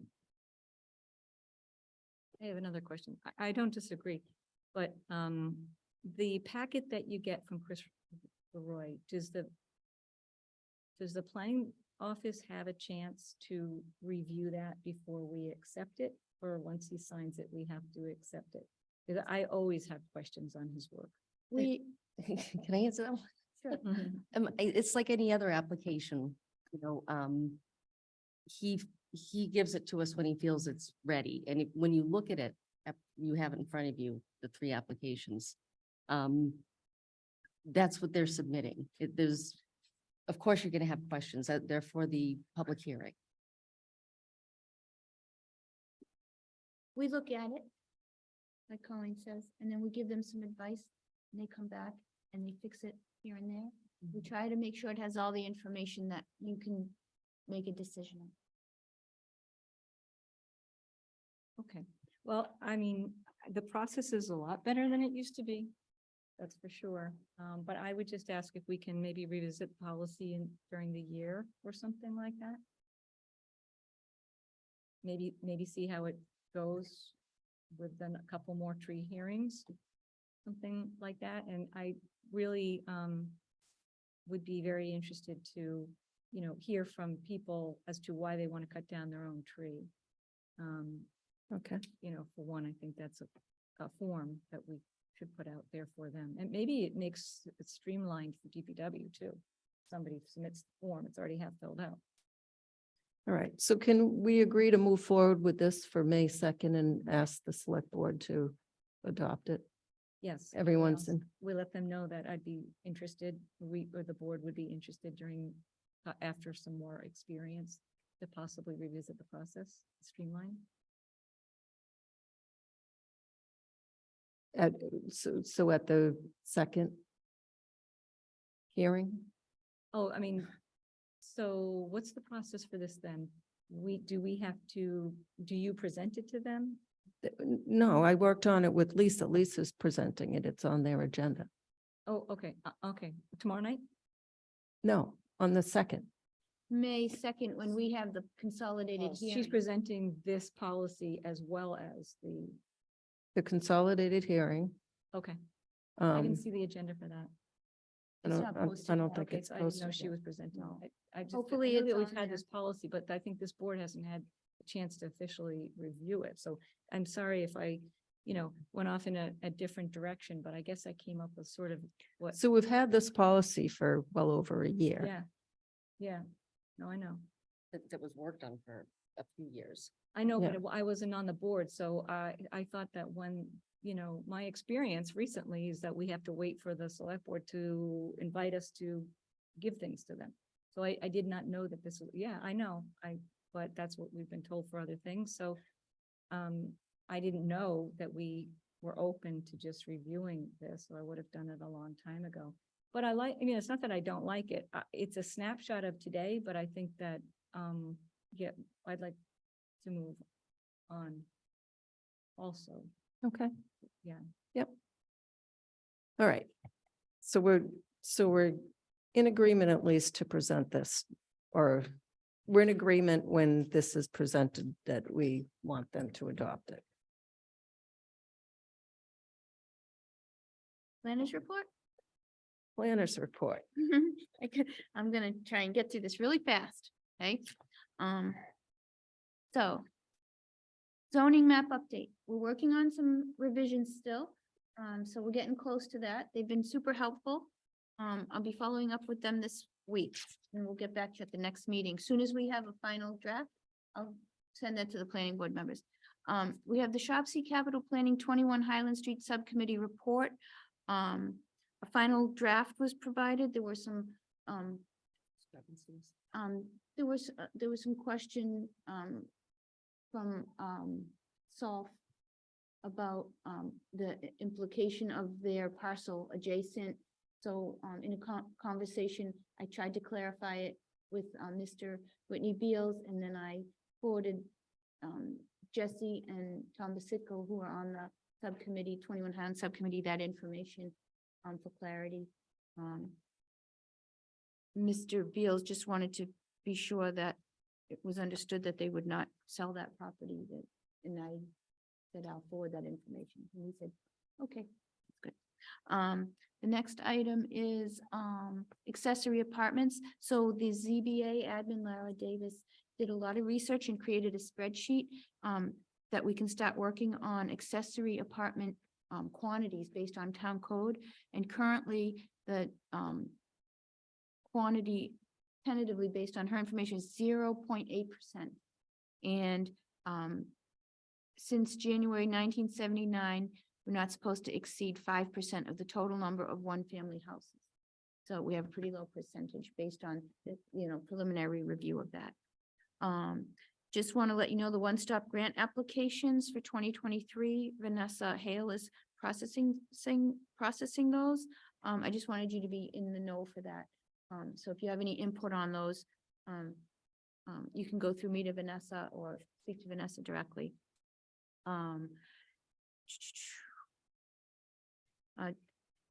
The warrant article that we have slated for special town meeting 2023 is the sign-related downtown district stuff. That zoning amendment, just so that's clear. We have a year-end article disposition of money that was left over from the ZAC contract back in 2008, which we've been continuously rolling over to the next year till we can figure out what we can do with it, because you have to use the exact same scope. So I'm going to talk to Jim Hegarty about the requirements for maybe the subdivision rules and regs, if it could be, what that requires. Is that town meeting, or is that just front of planning board? Maybe an idea, but also just generally speaking, where we could apply these funds in the future. If it has to be apples to apples. We have the Arbor Day proclamation for February 28th for the town of Southborough. That can be found online. There's a 4th annual Earth Day poster contest from the Conservation Commission. If you haven't seen that alert, you can go to the Earth Day poster contest through the Conservation Commission website. There is an Open Space Preservation Commission, Earth Day event, Plant Palooza events and updates. You can, get through the Open Space Preservation Commission website to those Earth Day events as well. St. Mark's School Dormitory Project came to me with some minor changes on the site plan, which involved some landscaping changes, some minor walkway shifting, a proposed small fire pit in the entrance, in the front of the building for, social activities. I reviewed them with Mimi. She looked at the revised plant list. Everything appears to be in order, and instead of having them, they're relatively minor. So instead of having them come back for modification to site plan, I think it's best that they pick these changes up in the as-built. So they've been reviewed by us, and I'd just like to get back to them. There's an additional small planting change that I'll follow up with you on. But I'd like to, let them continue with their work, finish out the project, and then that will all get picked up in the as-built. If you're in agreement with that. Okay, super. Let me just make sure anything else. And we just have one set of meeting minutes. Motion is to approve the meeting minutes for Monday, February 28th. Oh, second. Where's money? I have a motion and a second. Any discussion? All in favor? Latrell, yes? Stein, yes. Demiria, yes. Thank you. Move to adjourn. Second. Any discussion? Latrell, yes? Stein, yes. Demiria, yes. Thank you. Thank you.